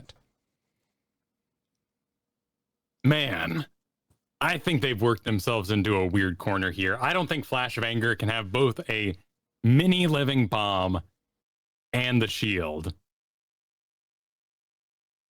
If you keep nerfing this, I mean, you got Blaze of Glory, which I think is an excellent quick match talent versus Deathwing and stuff. Holy Fervor is super cool. Next 4 basic attacks. Could we... level 7. The problem with Imperius is this horrible lane clear. And I've said that before, but every time I get on a team who wants to do an Imperius in the solo lane, I go, It's okay on Braxis if they're really, really good at it, because then they can take level 4, press forward, gain 10 armor, being healed by a regeneration globe, damaging an enemy hero sets this duration, active regeneration globe, to 8 seconds. Guess how many people are taking that talent, Kyle? Right. And it also resets the globe, which means you're getting mana too. And that's okay on Braxis if you're really, really good. But Flash Anger is just so required. I would love to see Holy Fervor become maybe a murking talent. It lasts for as long as you can auto attack, maybe. Has a resetting duration. That'd be interesting. But kind of gives you a cool do you think people want to do that better than just be a better fighter? And it also works into what Imperius needs to do in the first place, which is land spears. And it's a reward for landing a spear that gives you survivability. So either it has to lose the pop or the shield in order to stop people from taking this auto. Or do you bake it in and maybe reduce its power? And then you keep, that'd be an interesting option. I like that. Yeah, let's take it down. How required is it? Because right now it's looking like 86% required, because that's a pick rate for Flash of Anger at 7, which is insane. It's the problem with you shouldn't be playing Imperius if you can't land the spear. Therefore, if you play Imperius, you do Flash of Anger. Or you should be playing something else. Without getting into nuance, yeah. Yrel, Kyle, what's going on with Yrel? Oh, they're going after Hand of Freedom. Hand of Freedom add 4 cooldown increased by 10 seconds, so up to 30 seconds. Movement speed reduced from 35 to 30. So this is an interesting and longer story. Yrel originally wasn't able to cast Hand of Freedom on anything but allies, so not herself. But then to encourage the pick, they gave it the ability to self-cast. And now it is a required part of her kit, allowing you to give yourself the movement speed you need to pursue people with Avenging Wrath in order to get into an interesting position with Righteous Hammer, in order to survive and not have to use your very long cooldown of 120 seconds Ardent Defender in order to survive that situation. Plus, you can jump over walls, so if you can close to those walls faster in the first place, you'll get to that wall and you'll live. So there's a lot of reasons why Hand of Freedom is amazing. And they're targeting it because it's an issue on the talent tier. But Aegis of Light gives 25 armor for 4 seconds to nearby allied heroes. That was really good when we stacked armor, but that was removed. So people don't go Aegis of Light. Gift of the Naru heals the lowest health nearby allied hero other than Yrel for 275, which can be fun in quick match and might happen to hit the right person, but sometimes the person taking the damage is the person that should be taking the damage, and you'd rather make your Vala comfortable back there and top off her tiny health, even though the percents are different, right? So Vala receiving a 275 point heal is going to make Vala better. That heal landing on Johanna, who's lower than Vala, didn't really matter. So the talent tier is extremely weird, and Hand of Freedom has become an essential part of the kit. And I know that the balance designers know this. They are fully aware that if they reverted Hand of Freedom back to only allied casts, Yrel might disappear from the face of the planet. It's that important. So we have an Imperius situation. A little bit, yeah. So do you bake it in? Maybe. It's cool to receive, and you know, it does other things. It gives you that break, slows, and roots. So sometimes every 30 seconds or so, you might consider giving it to an ally. But in that solo queue situation where your jumps, your Mario mode, jumping on them over and over again is what's actually winning the game, you would just keep self-casting it every 30 seconds. It's really weird. A lot of heroes. There's a lot of things I think we're walking away from this balance patch. Curious about future tweaks. Diva, Imperius, Yrel coming to mind, which I don't think is necessarily a bad thing, because I don't think we're curious about future tweaks for Gaslow beyond I think there'll probably be nerfs in Gaslow's future. Deathwing was another example. There's some really good changes that make a lot of sense here, but there's also, I feel like we're starting to see the beginning of a journey for some of these heroes, but we're not quite at the destination. That's a great way to put it. I mean, we're at a 4% popularity for Urel, and I know the low leagues hate seeing her because she's complicated. And the high leagues, a couple of people, and probably, you know, on a single hand, you could count them, love her and main her. And you don't want to destroy the hero, after all, particularly when there are really powerful things like Diva in the game.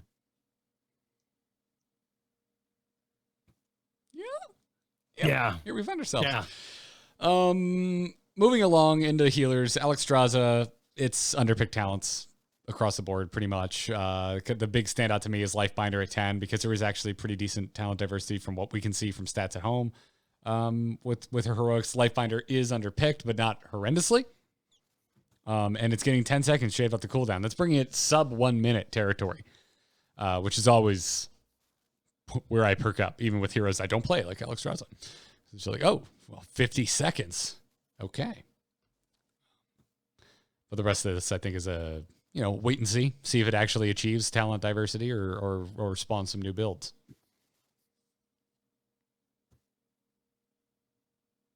This is a really interesting conundrum because I really like that they're touching Alexstrasza, that they're messing with her. They are giving her an opportunity to be better at her abundance build, first and foremost, in a sense. But I know people who swear by Lifebinder, and I think it's fantastic. I honestly, it's been a long time since I've had a life binding Alexstrasza playing with me. Life binding experience. Yeah, but it's freaking cool.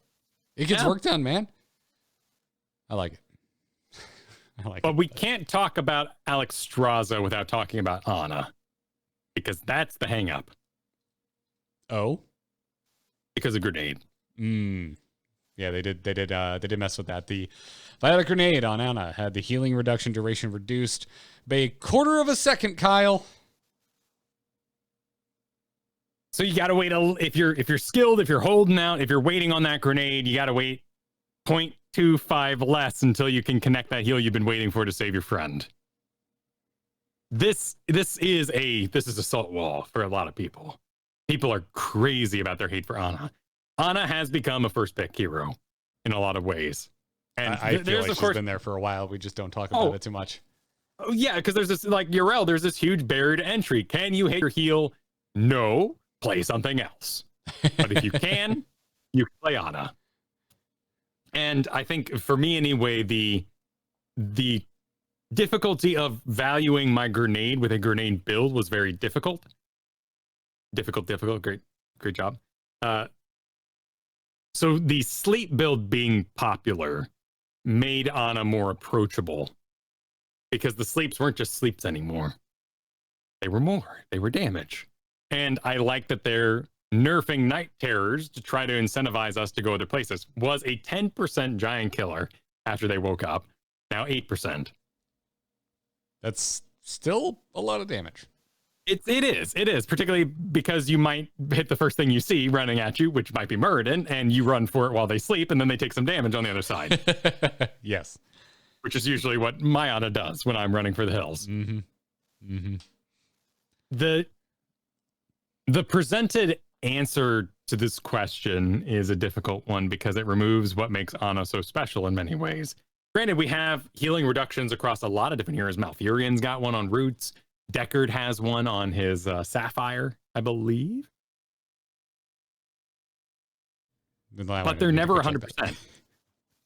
They're never 100%. And that's where the salt wall really gets salty. Emerald, excuse me. Emerald was the gem type. Thank you, Does it even have a Sapphire?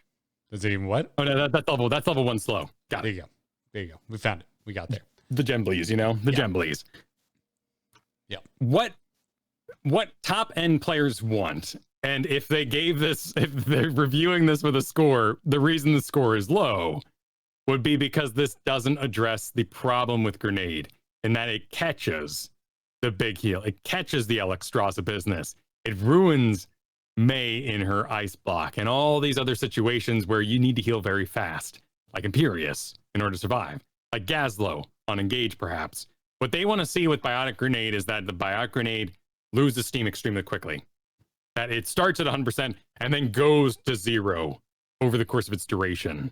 And at 1.75 duration, the longer you can hold out, the more healing you would have, but you're not absolutely punished for healing a second after a grenade hits. Yeah. But that's minute. I try to find silver linings with small number adjustments usually, but this one seems minute. Probably because of that difficulty to play, right?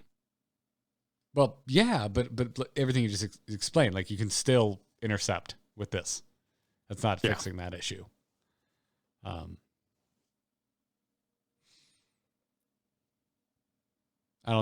don't think anyone's gonna be quieter on their Ana opinions with this change. No, and chat's got some interesting ideas too, like increase the missile speed. That it just connects too fast. If it was delayed for a time, we'd still have an Ana problem, but not necessarily that May problem to an extent. That could be a workaround. It has to be more counterable in those ways. And if you're learning Ana, never really use it to heal unless it's kind of like a boss situation where the whole enemy's dead. Make it old Zagara Banelinks and you can just target and shoot the biotic grenade. That's what I was saying, man. Knock it back out of the air. It'd be badass. It just shatters on the side uselessly. Exactly. Yeah. Mandoin is up next, Kyle. The healer's been giving us some trouble in our recent coordinated sessions. I'm surprised this is happening for the guy. I think he's in an excellent spot, but people just call him vanilla. He's boring. He is boring, but he's boring because he's Anduin. Kyle, Maybe, I think Anduin is a boring character. This is just the Boy Scout to end all Boy Scouts. Imagine if you had all of the personality of Superman without the fear that you're so strong you might just crush something if you're not careful. That's Anduin. That's the only reason why Superman is cool. You're damn right. It's so true. And it's social, so true. The whole social commentary thing. Again, Exhibit A, Bill's monologue at the end of Kill Bill Part 2. Oh, that's the other reason Superman is interesting. Another good 2-episode podcast, that show. Anduin has nothing. Anduin has none of that. It's just, I am a leader with beliefs, and I shall not walk back those beliefs. What? So what would you still call him boring if he had Stukov's kid? I don't think his kid's boring. I think his character's boring. Okay, see, that's what I'm trying to get at. Because we could do... I kind of dig his kid. The Jingle Ball for priests that I don't remember the name of at the moment. Jingle Ball? Yeah, I called it the Jingle Ball. You know, it'd go... And then if you were hit, you got a healing, and then it'd go... And fly over to someone nearby. I don't remember what ability this was. We could use it like healing pathogen. Anyway, I don't remember the name anymore. I mean, he kind of has healing push, which is grabbing someone you want to save to you. No, it was, oh man, BC Priest. I gotta know it now. Keep going. I'm gonna figure this out. Prayer of Mending. Okay. Wait, no, was that the explosion one? Oh my goodness, they're all holy things. Dude, I don't know. All the priest stuff looks the same to me. But yeah, this is right there with Gaslow. With buffs, I'm surprised we're seeing Flash of Heal, healing increased by almost 4%. Chastise, damage increased by almost 13%. Leap of Faith, cooldown reduced by 10 seconds, because that's something we needed. That's something I thought to myself, boy, Leap of Faith, there is an ability I don't see ruin my entire life too often. It is Prayer of Mending, by the way.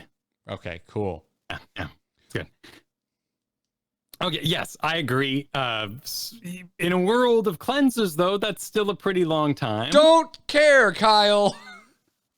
Cleanses at least leave you where you were when you screwed up in the first place.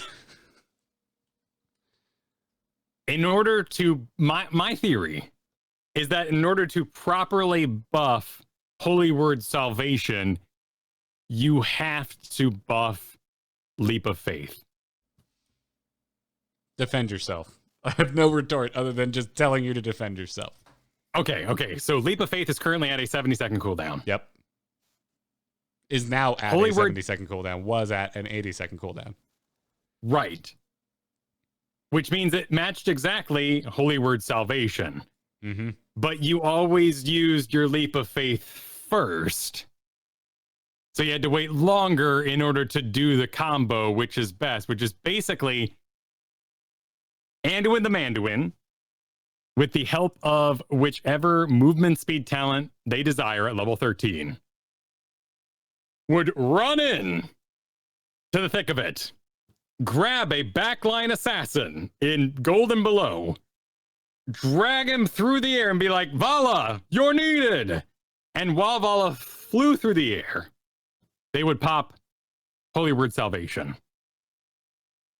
So Vala arriving in their new location where they could be aggressive would be protected.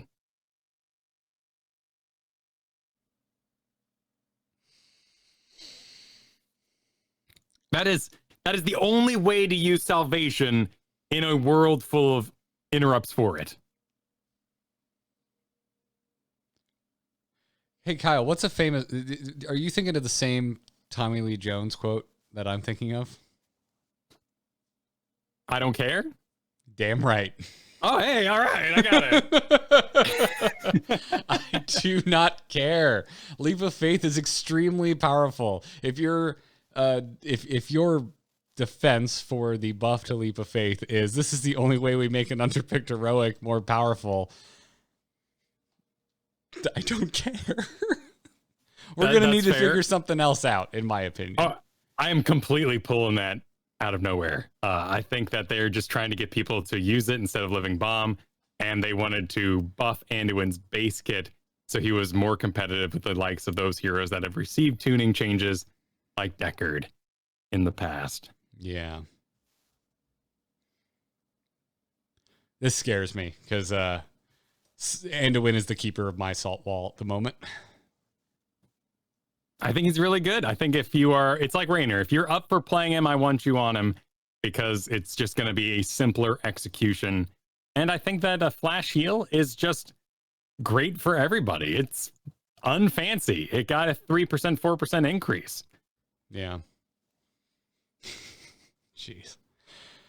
I'm concerned about this. This is there will be cusses muttered playing against Anduins.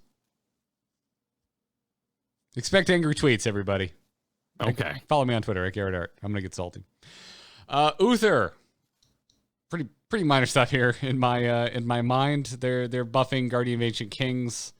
And giving it a better tuning knob to balance the talent in the future, according to them, by unlinking the duration of its armor bonus from Devotion. And that's exactly what they did. Healing a hero that is stunned, rooted, or silenced grants them 50 armor for 3 seconds.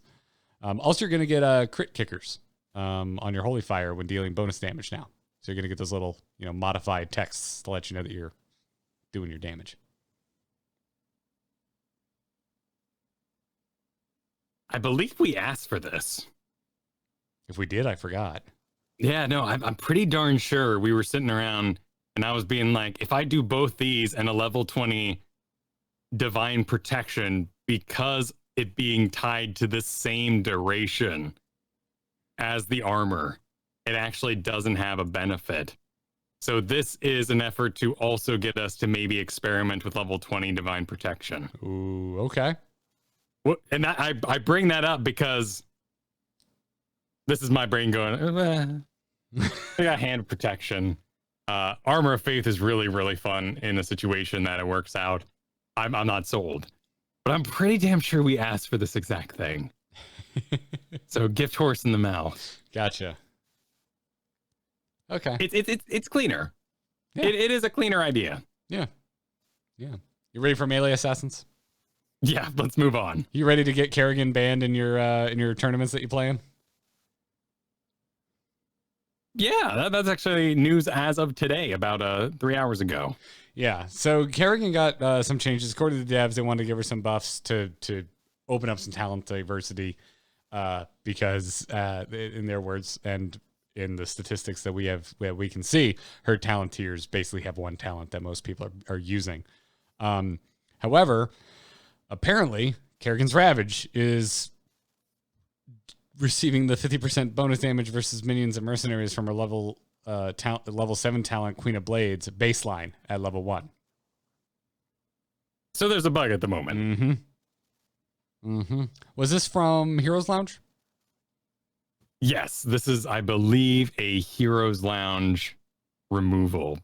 No, this is Nexus.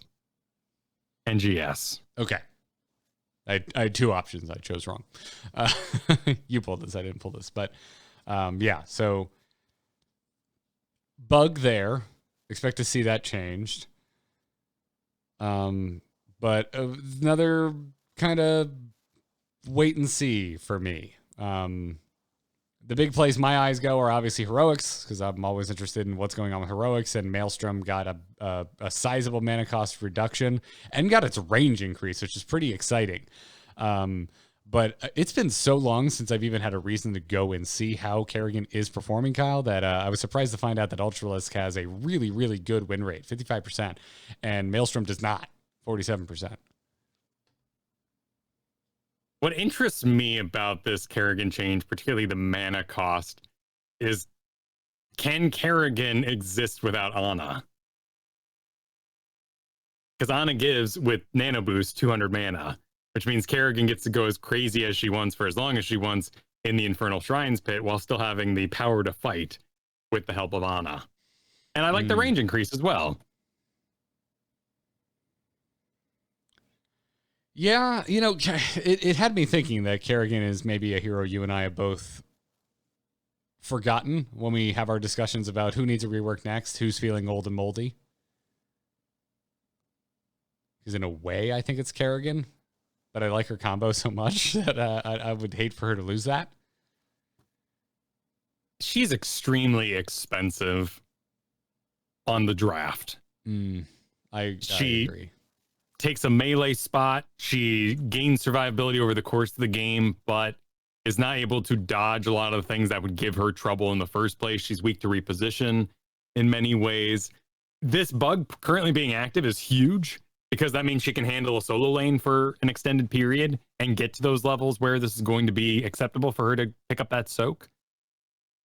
It is very hard to, let's say, on Alterac Pass run a Kerrigan, because now I'm sitting on another bruiser on top of it usually.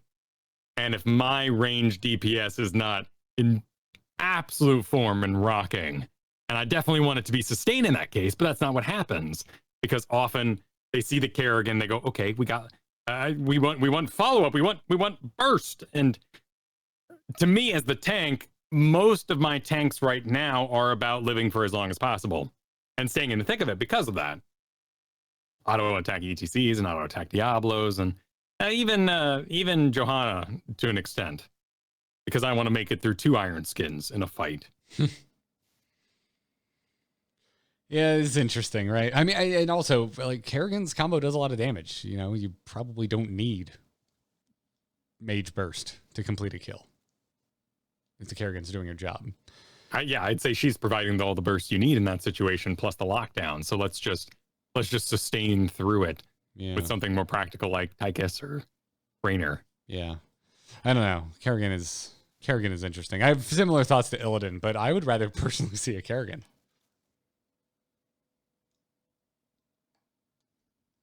I mean, really, I think I'd rather just see a Malthael, but.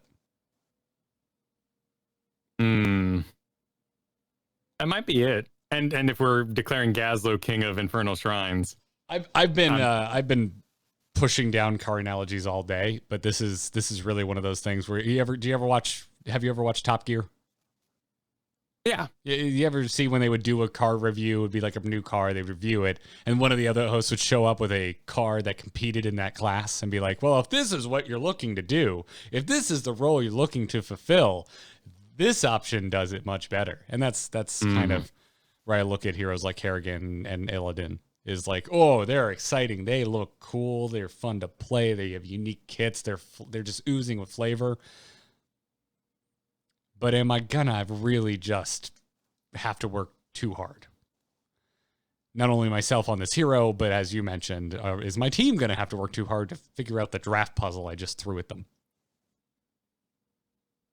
I really like the Maelstrom range increase, though. It's so minor.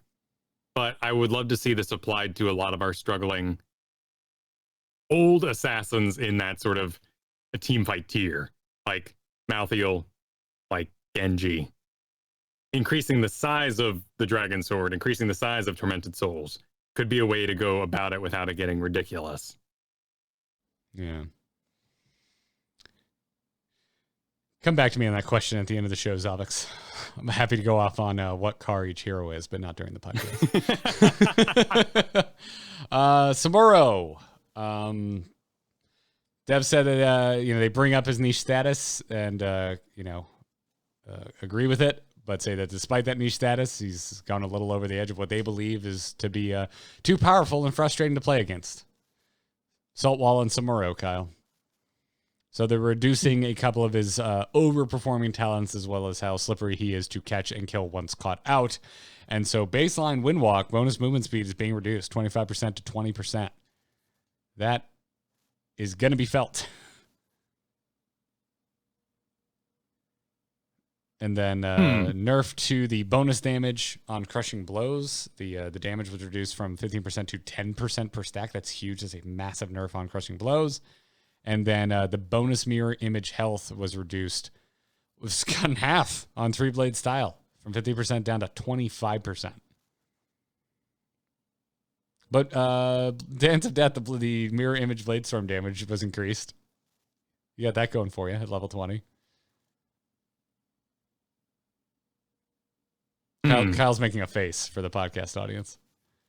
Well, it's so messy, and I don't blame Blizzard for struggling with it. I think that there are ingrained bugs in Sammy, like the ability to hearth and swap back using, I believe, a shift command that lets you instantly rejoin the battlefield. And it's a feature at this point because it's been around for 3 years. So the stats we change don't affect that bug if you know how to pull it off.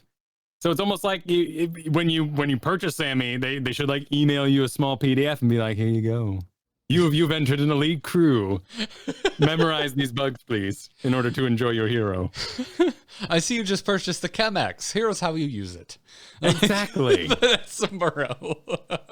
Your Sammy will be ready to go after a couple of shift commands. Jeez. You're not wrong, man. But he's insane. He's messy. He's weird. I do not understand how to fix a bug. Certainly, I'm not a programmer, so I cannot be upset that that's how Sammys have chosen to recover from that situation. And if their power is being shifted around because they continue to exploit bugs that haven't been removed, what are they going to do about it? Is it a bug if it's been around for years? Also, exactly. No, it's not. It's just a thing the hero can do. In this day and age, it was one thing for us to be like, Super Smash Bros. N64, that's a feature, because why would they include it otherwise? Well, that game couldn't be updated, so you could still be a jerk in there. Mm-hmm. So all this, to me, is nice for dealing with Sammy, and I like the movement speed reduction for sure. I think crushing blows at a 65% win rate, or pick rate, is the one to target on that tier. Burning Blade has a slightly better win rate, but it also, has some lane clear in it. So probably not what a lot of our high-end Sammys are doing in the first place. But it's all caught up in those bugs. And I'd love to see a Sammy rework that embraced the bugs purposefully and inform the players of how to make use of all those things. Did you say inform the players? Oh, no, not player education. No. No, that's not what I meant. Just check. Yeah, no, we can't. Because your player education is the number one problem with the game. I upvote your post, sir. I upvote your post. All right, let's bring it home. Let's get to Ranged Assassin. Gaul, we already talked about you with Cho. Jaina. According to them, they think their talent diversity is in a pretty decent place for Jaina, but they want to just improve it a little bit more. So they're fiddling with Arcane Intellect to make it be a viable mana restoring talent for players who don't pick Frostfingers at level 1, and they're hoping that this opens the gate to different builds. And so what they did is, while above 75% mana, you gain 10% spell power when you take Arcane Intellect at level 4. It's a cool idea. Mm-hmm. I don't know why we haven't put these all in the same tier yet. Because the primary mistake I think you make with Jaina is that you overdo the mana part of it. It's like a World of Warcraft spirit problem in Burning Crusade, the one I played a lot. you could just go too much.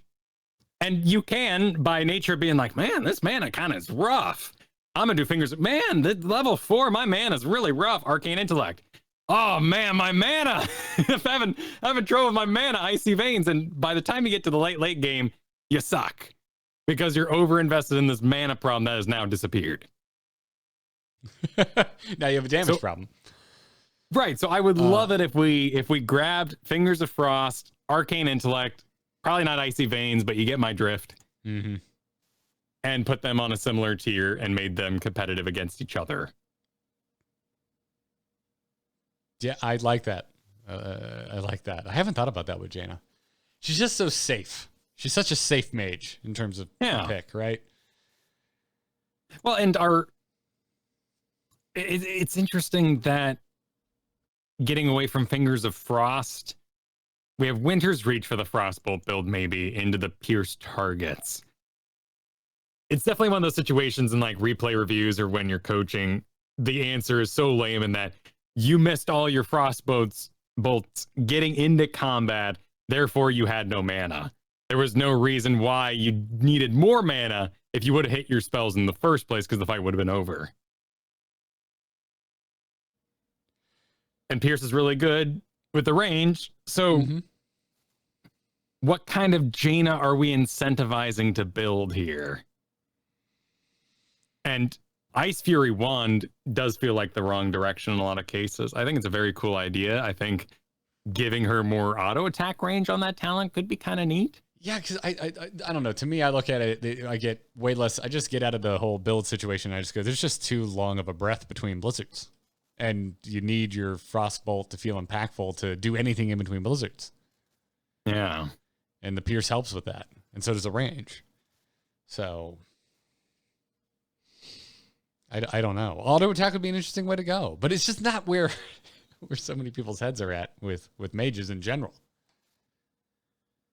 As excited as I am about auto attack Kael'thas, but you know.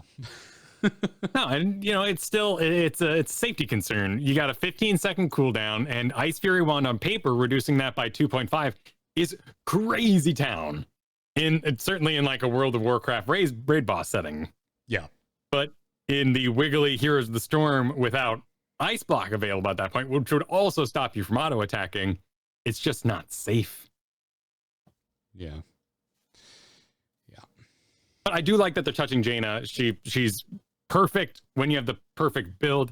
Can we help players make a better build and not let them accidentally make that mistake?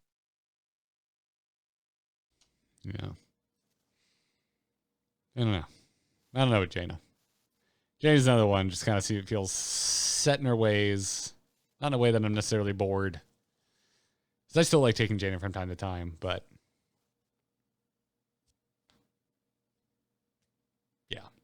yeah, she's safe. She's fine. She's great. She's a great mage for early pick if you want to do that sort of thing. Your Blizzard is so important. I just feel like the kid has to inform that in some way. Yeah, I don't disagree. Well, but I like that she's being touched. I don't want to deny that. Yeah, it's some interesting. It's underpicked talents. Like I'm always unconvinced, usually. I mean, how often in the history of this podcast have we looked at underpicked talent adjustment and gone, oh my God, this changes everything? Well, let's actually look at this for a hot moment. So Fingers of Frost, you gain 20 globes, and the bonus from Frostbite is increased by 10%. Arcane Intellect, when you're above 75% mana, she gains 10% spell power. I'm not the math wizard to say which one is better, but one of those, the Arcane Intellect, deals more damage on your initial hit, whereas Fingers of Frost would increase your damage on the hits after they are frosty.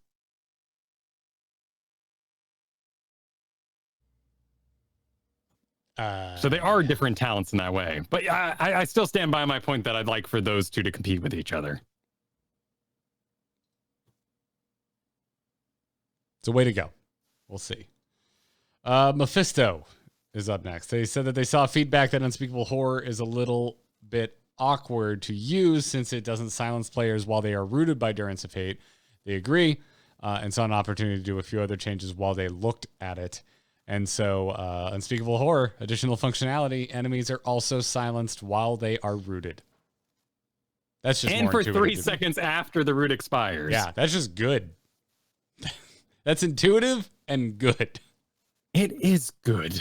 It is pretty intimidating, and it feels like the first big buff that has Gladiator's Medallion on its mind. I'm not saying that's true. This could be made, and I think that it is a feels better moment now if you get the silence instead of going all the way to level 20, spending your level 20 talent pick on a root that could be removed and people could get on with their lives into that silence faster. Yes. Yeah. I mean, at the end of the day, Gladiator, no Gladiator Medallion, like that, it's just kind of weird that you've got a root, but the silence isn't taking place during that root. It's different because it's the root, right? When we're thinking about Respect the Elderly on Deckard, that is more than okay because you are asleep. And then for 30 seconds after waking up, you are silenced and blinded. Yeah. Oh, hey, now Paradox is in chat and apparently is very, very excited about this change to Unspeakable Horror. Well, it's interesting because it could bring back the Hysteria build. This was the one where your Lord of Hatred also reduces the cooldown of your heroic ability. At level 13, people were going Shard of Hate, and I'm not really sure where they're off to right now, honestly. They were all the rage for a little bit while Furious Spark was dealing more damage, and then that got nerfed, and I don't feel like Mephistos have necessarily recovered. No. I mean, they're still decent play. Furious Spark is still insanely overpicked at level 1. But I think he needed a little love. There was that moment, remember, when we were terrified of Mephistos? But it was short-lived. And we haven't returned to it.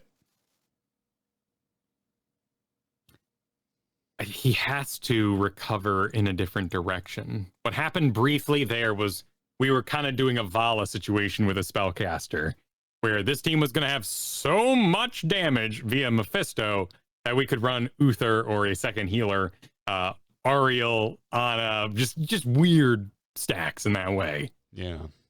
And when they reduced his throughput on the Lightning Nova, that draft opportunity left, and people still draft him in that way. So public perception hasn't changed, but the game has. Is there an in-between between where Lightning Nova was before and where it is now?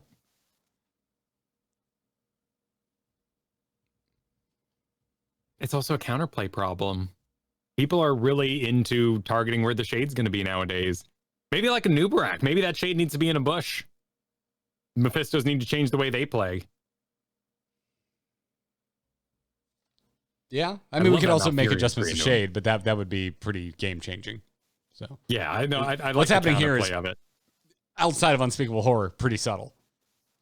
So yeah, it's an interesting patch overall because we have some really like, oh my god, changes, like stuff what's going on with Gaslow, and but then we have these very subtle changes like what we just talked about with Jaina, and now here with Mephisto. Why can't I say his name? I think they're exploratory and they're light in their touch, and I always love when 20s get wild because it's 20. I bet you for those doing YouTube ratings of this patch, they're probably pretty low. You know, like 5s or 6 or 3s to be dramatic. But everything here I love because we are exploring new territory, new ideas, like Sylvanas. Sylvanas Mind Control. Up next. Additional functionality. Enemy heroes have 3 stacks of Banshee Curse applied to them. Oh, I still don't like this one. I think this is kind of garbo. No, but you're right. I agree. But it is interesting because it presents a reason to take it, which is to not use your Haunting Wave in order to kill the person you just mind controlled. But I could silence the whole team. Right. And still get 3 stacks off my Haunted Wave while the whole damn team is silenced. Or you could miss what this skill shot would, hit on the side and still get a silence and damage, right? That's the problems of mind control are That's not a point and click ability. The risk reward is too high. I don't want it to be, because that sounds awful. I don't want to play quick match with the Sylvanas running around getting a pick every what is this? Every 50 seconds. I don't want that. I don't want to live in that world. I don't want my damage assassin being run as not burst sustain, like both kind of combined. I don't want her channeling it, because the joy of it would be getting a sweet pick with the mind control that you did on your own Sylvanas with your own arrows and stuff. Yeah. Plus we have the long running other kit problems that people love to bring up whenever we talk about Sylvanas. Let's ignore the whole building thing for now. Yeah. I don't know. But I love that I love this because it's an idea. And it is, it's just, I don't know. This one for some reason just does absolutely nothing for me. Like I don't even get excited about it from a concept standpoint. I think it's because my brain just goes, we're already doing this, and we get to silence the whole enemy team. I don't know. But if we pursued this further, so how would you pursue this further?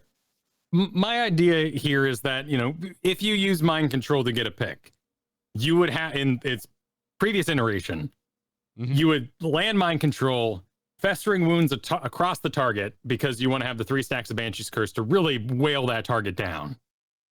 A bit of a pun. Oh, well, I see what you did there. Yes. Now that haunting wave is free to be cast in other ways, which is very cool. What if we made it so that mind control was a passive, and if you got to 9 stacks, you mind controlled them? Wait. How many stacks? 9, just for talking about it. Would it function the same way it functions now? Yeah, you'd be taunted, you'd be locked in, you'd be walking towards Sylvanas slowly. You would be seduced by her banshee ways. Okay. Yeah, I mean, that's more interesting. I don't know. So Banshee's Curse, you go up to 3 stacks. Level 10, you pick mind control, and when you reach 9 stacks, so 9 auto attacks on the same target, or 6 auto attacks and 1 haunting wave with festering, you would then engage. Is there any additional benefit of the stacks past 3 besides just getting to 9 for the mind control? No, it wouldn't do anything else. There wouldn't be no increasing of 25% bonus damage or anything like that. Okay, so that's not okay. So it's not completely, absolutely bonkers. That seems like a lot of auto attacks, but you're right. You could pair it with wave. It's very World of Warcraft, right? Because the tank's in there and they're like, "Oh, guys, I'm at 7 stacks of Banshee's Curse. I gotta bail. It makes Sylvanas please go in." A little, boss fight mechanic-y, which is kind of cool. I don't know. Maybe I'm being too mean on this, because whatever. If they make any further adjustments to mind control, this becomes interesting, right? If it gets on a lower cooldown, if they add a slightly wider area of effect to it, to make it easier to land, anything like that, this becomes more interesting. But as is, I'm still just taking Black Arrow. Sure, absolutely. Or not Black Arrow. Yeah, you know what I mean. But yeah. Lost Soul is interesting, by the way. We skipped right over level 7. 10% increased damage on Shadow Dagger on top of what Lost Soul already did, which was reducing the cooldown of Shadow Dagger. That's neat. I mean, there's so many options. It could be, mind control could be like a black hole from Tassadar. It could be like a stay a while and listen that applies 3 stacks to everybody who gets caught in this giant cone. There are so many ways, and I love the stack idea with mind control. Okay. It would be interesting. I've for a while I've been in the camp of I think she just needs a new heroic. We've seen so many things on I'm going full lore nerd flavor style. Sylvanas has shown some really interesting abilities in World of Warcraft since she was added to Heroes of the Storm. Mind control just isn't doing it for me. I want to see something with chains. I want to see something with her turn into a creepy, actual banshee. That's where my head is at. Let's give her Rocket Ride. Where she turns into It's basically what she does in the BFA she cinematic. just flies up into the sky and then comes down and makes everything explode. Yeah, and then back at the base, she turns into a ghost and like increased movement speed, like comes back onto the battlefield. Yeah, man. I just I'm very unpassionate about mind control. You and everybody else. Yeah, and so this, to me, this just doesn't do it. Like, there's been it's kind of in the shadow of a lot of exciting changes that we've seen recently, and I'm not just talking about reworks. There's just been, we've moved the power pie around in some interesting ways with some certain things, and this one just seems, I don't know. I can't argue with any of that. I'm just excited that they made a idea based on her trait and her festering wounds talent, which is so popular. That's fair. I'm glad you're excited, because No, I'm not going to take it. I'm not. No, thank you. Silence arrow, please. we need differing opinions. So, you ready for a plasma shield nerf on Tassadar? Sure. Yeah, down 20%, man. Maximum shield amount reduced from 15 to 12%. And according to the devs, Tassadar's survivability is supposed to be his intended weakness, and Plasma Shield is just doing too good of a job getting rid of that weakness. So this is another one I feel weird about just because of my own experiences. I've been killing a lot of Tassadars. Yeah, I think that's fair. I think the lower league you go, you end up with Tassadars that are more reliant on Shadow Walk, and they get into positions that get them in trouble frequently. Okay. And a safe Tassadar and a better Tassadar in that way can use Plasma Shield for all the survivability they need. So I think this is warranted. So in your mind, it doesn't matter kind of where you fall on the skill scale. You're probably getting too much mileage out of this at low skill, and you're probably wringing too much mileage out of this at a high skill. Exactly. I like that answer. Also, Black Holes down to that sexy 1 minute cooldown mark. Yeah. I took it from 70 down to 60 seconds. I've seen more of it. I think the threat of Archon, particularly the Twilight Archon, if we want to look at late game, but also just having your spellcaster be like, guys, I'm gonna do some other stuff for a little bit. Is that okay? And the healer's like, yes, I didn't draft for you, Tassadar. I've got auto attack buffs. Let's do this. I didn't draft for you, Tassadar. That's fair. I think it's just a great augment of what he's doing on the field. Yeah. But if you go Black Hole, you can also now get armor reduction on top of that. Reduce the armor of enemies hit by the center of Black Hole by 20 for 3 seconds at level 20. And have psionic storms created at their locations, which is part of the old talent that they had in there. Yes. Man, Black Hole would be so different if it was channeled or if it moved towards Tassadar. And they're going to have to continue to mess with it. It would be a mind control I would be interested in if it moved towards Tassadar. I mean, granted, straight from Dota, but you know, it's MOBAs. Like, let's not say that. You know, oh no, a point and click stun. That's too much like League of Legends. Like, who cares? But you know, you can imagine like Tassadar sitting in a bush and he goes whoa, whoa, with his little mage hands, and the Black Hole appears and Archon toilet, and everyone spins around and stuck in it and attackable during. It'd be great. I would need a Tastosis VO every time you landed it. Sure. Just that though, you could buy a voice line pack just for Tassadar. No, just for that one ability, just for landing black holes, and it only happens when you also store them on top of the targets that are stuck in the black holes. There you go. Yes. Yeah. Exactly. Tracer getting taken down yet another peg. Basic attack damage reduced by 1, 24 to 23. Also some adjustments to talents. But according to the devs, Tracer's still somewhat problematic. They're likening her to Samuro. Being a niche hero that in the right hands is still a little too powerful, even though she doesn't have massive representation in draft. Man, this is my delete from the game hero. I would never go so far. I would never say that.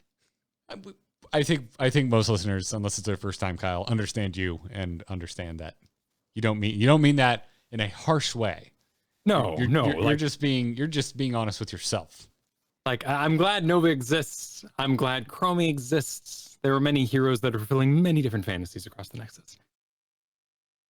But Tracer, man, I take that range down. That gal is gross. I am seeing her function as a ward and an interrupt between lanes, which you actually subbed in for my team this weekend. We got completely wrecked by a Tracer who just ruined every single rotation possible on Braxis. Didn't allow us to navigate the darn map, and she's trouble. That's the exact scenario where I absolutely cannot stand her.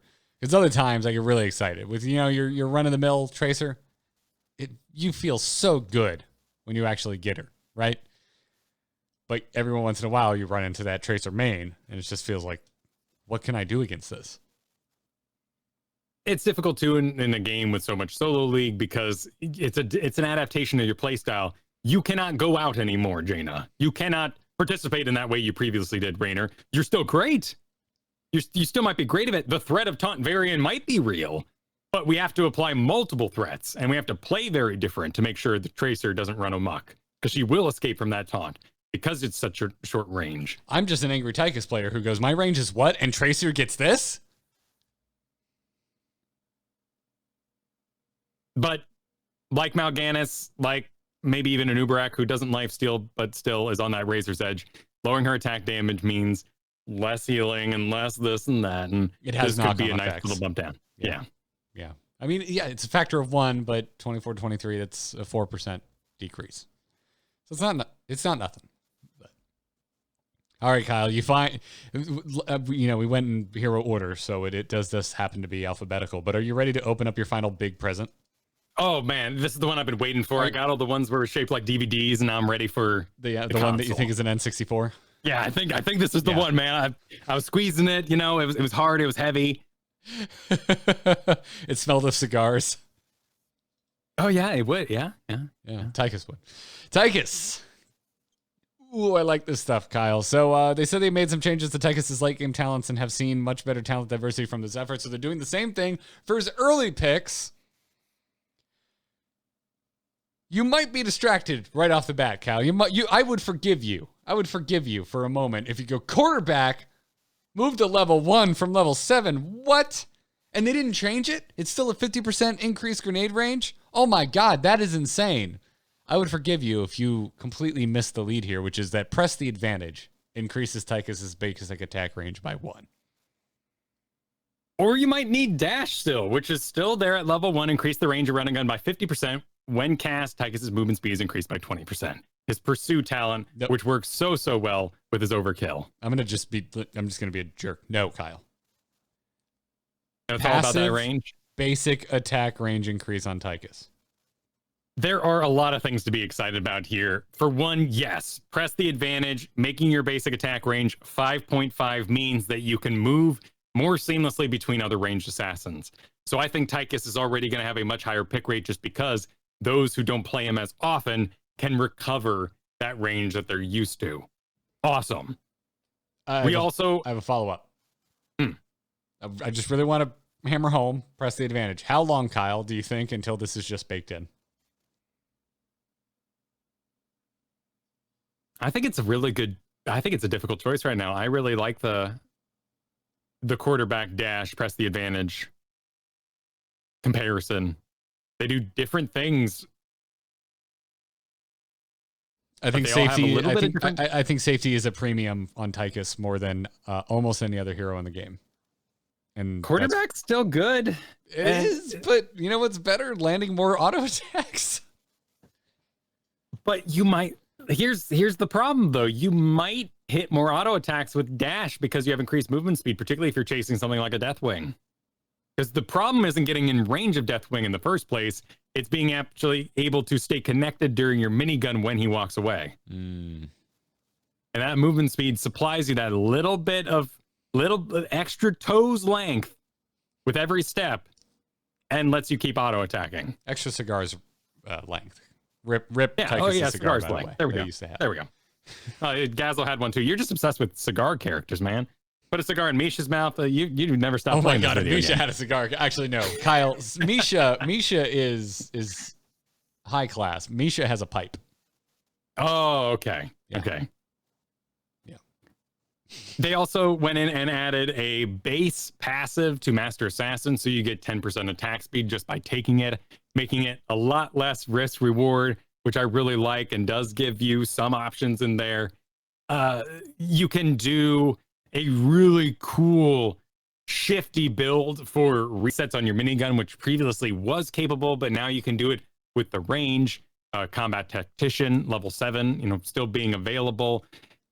Move from level 1, though, means it can be combined with these other talents into Bob and Weave at level 20. That gives you 1.5 bonus attack range. And whenever you now is no longer passive, by the way, on that level 20. You have to actually do your run and gun in order to get that, but you can go up to 7. And shifting around is giving you that cooldown reduction. Yeah. So you can go minigun, shift, straight into another minigun. And that's awesome. And you can do all that while still having the range of a normal assassin at level 1. But maybe that wasn't what you needed. Maybe you actually took Tychus. You're pretty good at him. You understand that overkill is pretty darn decent at some lane clear. But you could go further with Melting Point, which is an old talent that was given back to Tychus at level 7 that gives you 100% bonus damage against minions, mercenaries, and monsters. It's over 3 seconds. A little later than I would like a lane talent. It matches ETCs. It's more of a recovery talent if you needed that. The damage over time still could be really good for getting a snipe on the back line as they run away. That's fair. I think the day of Tychus has arrived. I don't think so we too, have man. to ban him. No, I don't think it goes that far. But I do think that we will just see more of him by nature of him being closer to our other assassins and the way he plays. Yeah. I'm stoked about this dude. Absolutely stoked about it.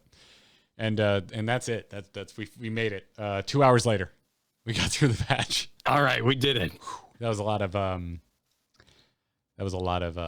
meat. We have been talking about ARAM though, so it is worth noting that you're not going to find Lost Vikings or Leoric in ARAM because apparently it is flooding the team with intentional feeding false positives. So for the time being, they're removing those two heroes from ARAM, which I'm wondering what they changed for that to start happening, or has this always been a problem and they finally decided enough is enough? The XP lead doesn't really matter too much when it comes to ARAM, and Leorics were chain dying and rezzing up, attacking the fort, dying. And whatever damage they put into it in that time would stick around and therefore would be effective. They'd go for a level 20 talent build and maybe win the game out of it, but they'd have, 20 some odd deaths. Yeah, still just interesting to me. Yeah, I'm glad they can get rid of that overwhelming and maybe some picks like Lost Vikings that people didn't want to see and things that were frustrating people like Leoric in that mode. It's making me wonder if maybe ARAM has just gotten really popular now that it counts towards a quest. I think so.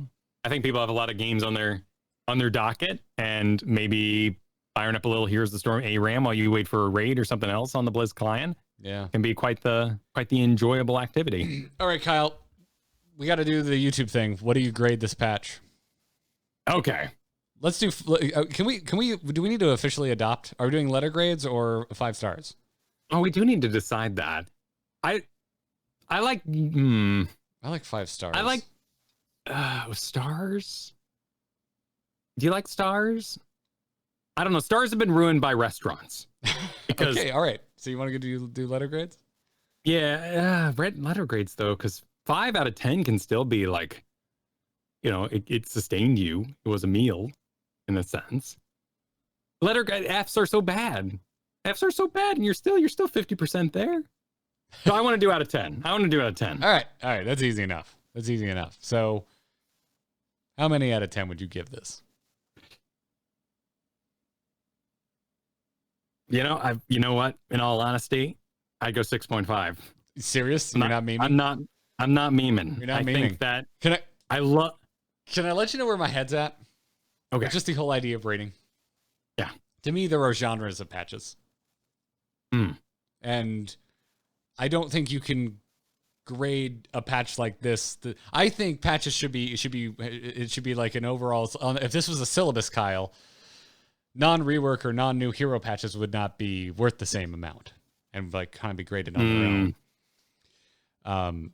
Because I think as what we would probably look at as like probably the lowest impact of patch, like a hype factor of patch. I think this is one of those. I think this falls into the territory of like housekeeping patch. There's no reworks. There's no new heroes. There's no anomalies. It is just housekeeping. They're just moving things around. They're just balancing the game. And in that regard, I think this is like out of the park. I think as what I would like file under housekeeping patch. I think this patch is stellar. So I would agree. I'm in like the 9 out of 10 area for this patch because of the genre I think this patch embodies. Sure, I agree with you 100% because this is the Empire Strikes Back of patches. It introduced the father bit. It introduced mechanics. We don't know what's going to happen with Han Solo. Is he in there forever? The next movie has to stick the landing. And the Vader father reveal is the thing like mind control. I love that we're thinking about these things, but I don't know where it's going. Boy, I disagree. But fair. Because I do really like this patch a lot. The Tychus Gaslow buffs are exciting. I think Gaslow might be too far, but I think Tychus might be like right on the money. Like I look at Tychus and I just go, oh, perfect. That's a nice toy. Just how I would do things. I like the nerfs that happened. I like that they didn't just take certain heroes out back and end them where they stand. I think this is the J.J. Abrams patch. I think it introduced a lot of questions, a lot of mysteries. Ooh. And I don't know if the next patch is going to be able to answer them because they might change directors. Well, I do really like Force Awakens, and it doesn't matter how much Rise of Skywalker ruined that for me. I still like going and watching Force Awakens. So that's okay because you can enjoy those mysteries that did not develop into decent excuses for everything that happened in there. Yeah. I like this patch a lot. But I like the Jaina. I like these moving pieces. I like that we're thinking about these sort of things. And we still addressed Cho'Gall. We still addressed some of we nerfed Diva a little bit. We retooled some things that were an issue, maybe like Diablo. We're working on Deathwing.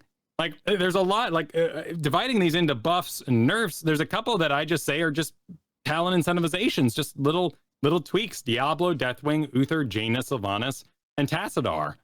Now, maybe Tassadar is more of a nerf because of the shield thing, but the fact that we're looking at other talents like Black Hole there makes me very curious for the future. But we also have our straight up buffs like Anubarak, Gaslow, Alexstrasza, Anduin, Kerrigan, Mephisto, and Tychus. That's a nice list. And the things that did get nerfed, ETC, Diva, Yrel, Ana, Sammy, Cho'Gall, and Tracer. That's... You made the movie and it has lightsabers in it. We're happy. Did you almost say that's a spicy meatball? I did not say that's a spicy meatball, but I think I shook my hand in such a way that you may have thought I was about to. Yeah, I hesitated after that, and that's what my brain filled in.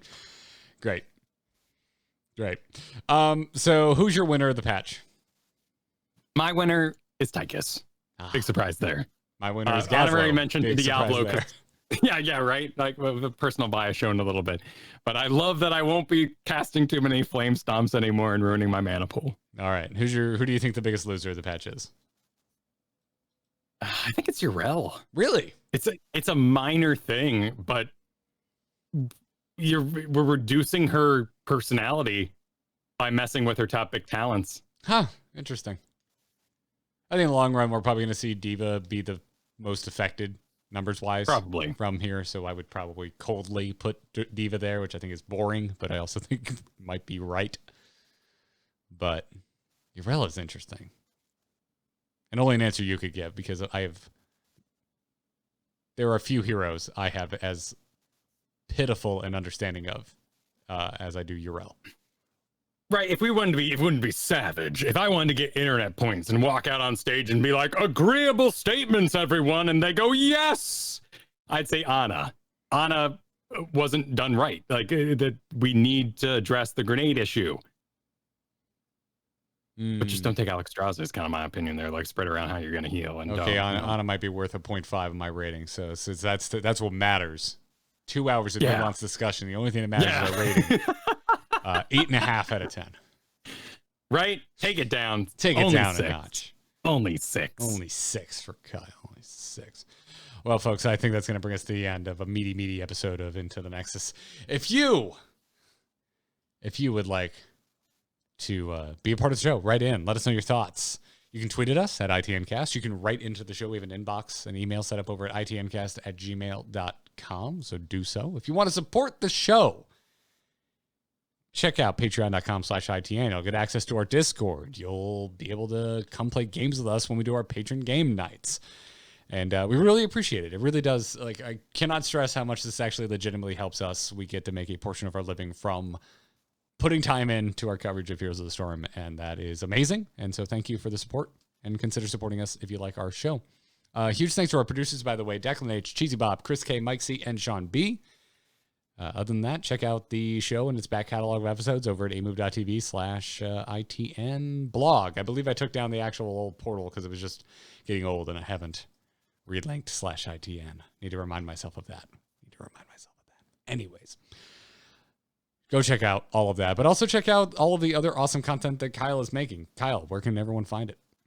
You can find me over at kyleferguson.com, 2 S's in Fergusson. Be sure to check out DMGI, DM Gives Inspiration, Season 6. Just started a series on lighting, which is kind of, if you don't play Dungeons & Dragons, might seem ridiculous, but you want to explore the dark. You got torches, you got magical darknesses, sunlight's different from normal light because ghosts are affected by it. You know what I mean? There's a lot of things that lighting do, and it's not just for paintings anymore, Garrett. It's for Dungeons & Dragons. Sweet. Man, I want to role play again. I've been painting Warhammer minis, and I'm just like, I miss fantasy, and I miss monsters, and I need some pen and paper in my life. Folks, I'm Garrett Art on Twitter, amove.tv for this podcast and every single other one that I produce. And if you're playing Heroes of the Storm, you should probably go check out hotslogs.com. Not a sponsor. I own it. Weird to say that. But yeah, the team's just done a bang up job bringing that site back up to date. It's been great. Y'all have been wonderful about using it. The premium features back up. You want to get rid of ads, you can do that. Check it out over at hotslogs, HOTSLOGS.com. Go get your heroes win rates, figure out what's winning. Definitely take a look at it in a week's time when we get a nice big chunk of games on this new patch to look at and see how high Gaslow can go.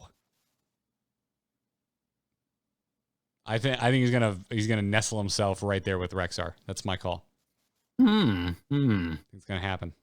I think it's going to happen. But I also think the show ending is going to happen. It's going to happen right now. Hope everyone has a great weekend and good luck and have fun.